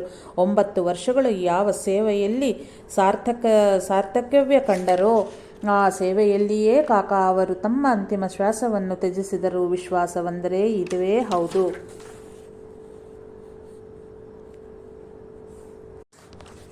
ಶ್ರೀ ಸಾಯಿನಾಥರ ಸನ್ನಿಧಿಯಲ್ಲಿ ಕಾಕಾ ದೀಕ್ಷಿತರಿಗೆ ಇಂತಹ ಸದವಕಾಶ ಲಭಿಸಲು ಒಂದು ಪ್ರತ್ಯಕ್ಷವಾದ ಕಾರಣವೂ ಇರುವುದು. ಒಂದು ಬಾರಿ ಶ್ರೀ ಸಾಯಿ ದಾದಾ ಸಾಹೇಬ್ ಕಾಪರ್ಡೆಯೊಂದಿಗೆ ನೀನು, ನಾನು, ಕಾಕಾ, ಶ್ಯಾಮ, ಬಾಪುಸಾಹೇಬ್ ಜೋಗ್ ಮತ್ತು ದಾದಾ ಕೇಲ್ಕರು ಸೇರಿ ಒಂದು ಬೀದಿಯ ಕೊನೆಯಲ್ಲಿ ಹಿಂದಿನ ಒಂದು ಜನ್ಮದ ನಮ್ಮ ಗುರುಗಳಿಂದಲೇ ಒಟ್ಟಿಗೆ ಇದ್ದವು. ಆದ್ದರಿಂದಲೇ ನಿಮ್ಮೆಲ್ಲರನ್ನೂ ಈ ಜನ್ಮದಲ್ಲಿ ಸೇರಿಸಿರುವೆನು ಎಂದರು. ಒಂದು ವಿಷಯ ಮಾತ್ರ ಸುಸ್ಪಷ್ಟವಾಗಿರುವುದು. ಶ್ರೀ ಸಾಯಿನಾಥರಿಗೂ ಮೊಘಲರ ಪರಿಪಾಲನೆಗೈದ ಪ್ರಾಂತಗಳಿಗೂ ಯಾವುದೋ ಸಂಬಂಧವಿರಲೇಬೇಕು. ಶ್ರೀ ಸಾಯಿಯವರ ಮಾತುಗಳಲ್ಲಿ ಸೇಲು, ಜಾಲ್ನಾ, ಮಾನ್ವಾಡ್, ಪಥರಿ, ಪರ್ಬನಿ, ಔರಂಗಾಬಾದ್, ಬೀದರ್ಗಳ ಬಗ್ಗೆ ಆಗಾಗ ಪ್ರಸ್ತಾಪಿಸುತ್ತಿದ್ದರು. ಒಂದು ಬಾರಿ ಪಥರಿಯಿಂದ ಒಬ್ಬ ಗೃಹಸ್ಥನು ಶ್ರೀ ಬಾಬಾರ ದರ್ಶನಾರ್ಥಕ್ಕೆ ಬಂದನು. ಅವನನ್ನು ಪಥರಿಯ ವಿಷಯಗಳ ಬಗ್ಗೆ, ಆ ಊರಿನ ಅನೇಕ ಪ್ರಮುಖರ ಬಗ್ಗೆ ಪ್ರತಿಯೊಬ್ಬರ ಹೆಸರುಗಳಿಂದ ಬಾಬಾ ಅವರು ವಿಚಾರಿಸಿದರು. ಅವರಿಗೆ ಪಥರಿಯೊಂದಿಗೆ ಪ್ರತ್ಯೇಕವಾದ ಸಂಬಂಧವಿದೆ ಎಂದು ಸುಸ್ಪಷ್ಟವಾಗುತ್ತದೆ. ಆದರೆ ಅವರು ಅಲ್ಲಿ ಜನ್ಮಿಸುವುದರ ಬಗ್ಗೆ ಪುರಾವೆಗಳಿಲ್ಲರಾರವು. ಹಾಗೆಯೇ ಅವರು ಬ್ರಾಹ್ಮಣರೋ ಅಥವಾ ಮುಸಲ್ಮಾನರೋ ಯಾರೋ ಖಂಡಿತವಾಗಿ ಹೇಳಲಿಲ್ಲ. ಇನ್ನೇನ ಹೇಳುವುದು? ಅನೇಕ ಭಕ್ತರು ಭಾವಿಸಿದಂತೆ ಅವರು ಅಯೋನಿಜರೋ ಅಲ್ಲವೋ ನಿಶ್ಚಯಿಸಲಾರವು. ಅವರ ಅಯೋನಿಜರೆಂದು ತಿಳಿಯುವುದು ಅಸಾಧ್ಯವೆಂದು ಕೆಲವರು ಭಾವಿಸಬಹುದು. ಆದರೆ ಈ ಗ್ರಂಥದ ರಚನಾಕಾರ ಮಾತ್ರ ಹಾಗೆ ಭಾವಿಸುವುದಿಲ್ಲ. ಒಂದು ದಿನ ಶ್ರೀ ಸಾಯಿ ಮಹಾರಾಜರೇ ಈ ದೀಕ್ಷಿತರಿಗೆ ಹೀಗೆ ಹೇಳಿರುವರು: ನಾನೀಗ ಹೊರಟು ಮತ್ತೆ 8 ವರ್ಷಗಳ ಬಾಲಕನಾಗಿ ಬರುವೆನು. ಶ್ರೀಕೃಷ್ಣನು ದೇವಕಿಯ ಎದುರು ಕಂಡಾಗ 8 ವರ್ಷದವನಾಗಿದ್ದನು ಎಂಬುದ ಹರಿವಿಜಯದಂತಹ ಪುರಾಣಗಳು ಹೇಳುತ್ತವೆ. ಬಾಬಾರನ್ನು ಸಾಧಕರಾಗಿ ಪ್ರಾರಂಭಿಸಿ ಸಿದ್ಧರಾದರಂತಲ್ಲದೆ ಅವತಾರವೆಂದು ಅನೇಕ ಭಕ್ತರು ಭಾವಿಸುವರು. ಅವರ ದಿವ್ಯ ಲೀಲೆಗಳ ನೋಡಿ ಅವರು ಶ್ರೀಕೃಷ್ಣನ ಅವತಾರವೆಂದು ಬಹು ಜನಗಳು ಭಾವಿಸುತ್ತಿರುವರು. ಆದರೆ ಶ್ರೀ ಸಾಯಿ ಮಹಾರಾಜರು ಮಾತ್ರ ಅದಕ್ಕೆ ತಕ್ಕ ಯಾವ ಆಧಾರಗಳನ್ನೂ ತೋರಲಿಲ್ಲ. ಅವರೆಂದಿಗೂ ತಾವು ಭಗವಂತನ ಗುಲಾಮನೆಂದು ಕೇವಲ ತಮ್ಮ ಗುರುಗಳ ಸಂಪೂರ್ಣ ಕೃಪೆಯಿಂದ ಮಾತ್ರವೇ ತಮ್ಮ ಭಕ್ತರ ಕಷ್ಟಗಳು ತೊಲಗುತ್ತಿವೆ ಎಂದು ಹೇಳುತ್ತಿದ್ದರು. ಅವರೆಂದಿಗೂ ಅಲ್ಲಾಹ್ ಬಲಾ ಕರೇಗಾ ಎನ್ನುತ್ತಿದ್ದರು. ಅವರೆಂದಿಗೂ ಅನಲ್ ಹಕ್, ನಾನೇ ಭಗವಂತ ಎಂದನ್ನಲಿಲ್ಲ. ಆದರೆ ಯಾದೇಹಕ್ ದೈವವನ್ನು ಸ್ಮರಿಸು ಎಂದು ಅನ್ನುತ್ತಿದ್ದರು. ಗೋಪಾಲರಾವ್ ಗುಂಡು ಅವರು ಶಿಥಿಲವಾದ ಮಸೀದಿಯನ್ನು ಜೀರ್ಣೋದ್ಧಾರ ಮಾಡಬಯಸಿ ಕಲ್ಲುಗಳ ತರಿಸಿದರಾದರೆ ಏನೋ ಹೌದು. ಆದರೆ ಶ್ರೀ ಸಾಯಿ ಮಹಾರಾಜರು ಅಂಗೀಕರಿಸಲಿಲ್ಲ. ಬಾಬಾ ಅವರ ಆದೇಶಾನುಸಾರವಾಗಿ ಆ ಕಲ್ಲುಗಳ ಶನೈಶ್ಚರ ದೇವಾಲಯವ ಜೀರ್ಣೋದ್ಧಾರಣಗೈಯಲು ಮತ್ತು ಗ್ರಾಮದಳು ಇತರ ಆಲಯಗಳನ್ನು ಜೀರ್ಣೋದ್ಧಾರಣಗೈಯಲು ವಿನಿಯೋಗಿಸಿದರು. ಮಾರುತಿಯ ಆಲಯವನ್ನು ಮಾತ್ರವೇ ಸಾಯಿ ಮಹಾರಾಜರು ಜೀರ್ಣೋದ್ಧಾರಣಗೈದು ಬೆಳೆಸಿದರೂ ಕೂಡ ಊರಿನಲ್ಲಿ ಇರುವ ಸಮಾಧಿಗಳ ಬಗ್ಗೆಯೂ ಅವರು ಶ್ರದ್ಧೆ ವಹಿಸುತ್ತಿದ್ದರು. ಆ ಬೇವಿನ ಮರದ ಕೆಳಗೆ ಒಬ್ಬ ಮಹಾತ್ಮನ ಸಮಾಧಿ ಇರುವುದೆಂದು ಬಾಬಾ ಅವರು ಹೇಳಿದರು. ಅಂತೆಯೇ ಆಗದು. ನೋಡಿದಲ್ಲಿ ಅದು ನಿಜವೆಂದು ತಿಳಿತು. ಆಗ ಭಕ್ತರು ಶ್ರೀ ಸಾಯಿ ಮಹಾರಾಜರನ್ನು ಮೇಳತಾಳದೊಂದಿಗೆ ಮೆರವಣಿಗೆ ಮಾಡಿದರು. ಅದರ ಬಗ್ಗೆ ಬಾಬಾ ಅವರು ದೀಕ್ಷಿತರೊಂದಿಗೆ, ಇದು ನಮ್ಮ ದೊಡ್ಡವರ ಸ್ಥಳವು. ಇಲ್ಲಿ ಪ್ರತಿ ಗುರುವಾರ ಮತ್ತು ಶುಕ್ರವಾರಗಳಂದು ಅಗುರಭಕ್ತಿಗಳ ಹೊತ್ತಿಸಿದಲ್ಲಿ ಒಳ್ಳೆಯದಾಗುತ್ತದೆ ಎಂದು ಹೇಳಿದರು. ಕ್ರಿಸ್ತ ಶಕ 1910ರಲ್ಲಿ ಮಹಲ್ಸಾಪತಿಯ ಮಗ ಮಾರ್ಥಾಂಡಿಗೆ ವಿವಾಹ ನೆರವೇರಿತು. ಮಧುವನ್ನು ಆರಿಸಿದುದರ ಬಗ್ಗೆ ಬಾಬಾರವರು ಸಂತೋಷ ವ್ಯಕ್ತಪಡಿಸಿದರು. ಮದುವೆ ಚಪ್ಪರದಿಂದ ಎಲ್ಲರೂ ಹೊರಟು ಬಾಬಾ ಅವರ ದರ್ಶನಕ್ಕೆ ಮಸೀದಿಗೆ ಹೋದಾಗ ಬಾಬಾ ಅವರು, ನಾನಲ್ಲಿಯೇ ಮದುವೆ ಚಪ್ಪರದಡಿಯಲ್ಲಿಯೇ ಕುಳಿತಿರುವನು ಎಂದರು. ನಿತ್ಯವೂ ಬಾಬಾ ಅವರು ಮುಖ ಮಾಡಿಕೊಳ್ಳುವುದು ನೋಡಿಯೇ ತೀರಬೇಕು. ಅವರು ತಮ್ಮ ಕೈ, ಕಾಲು, ಮುಖ, ಕಿವಿಗಳ ಅತ್ಯಂತ ನಯವಾಗಿ ನಾಜೂಕಾಗಿ ಶುಭ್ರಗೊಳಿಸಿಕೊಳ್ಳುತ್ತಿದ್ದರು. ಅದಕ್ಕಾಗಿ ನೀರನ್ನು ಬಹು ಹೆಚ್ಚಿನ ಪ್ರಮಾಣದಲ್ಲಿಯೇ ಬಳಸುತ್ತಿದ್ದರು. ಶ್ರೀ ಸಾಯಿನಾಥಾರ್ಪಣಮಸ್ತು. ಶುಭಂ ಭವತ್ತು. ಜೈ ಸಾಯಿ ಮಾಸ್ಟರ್.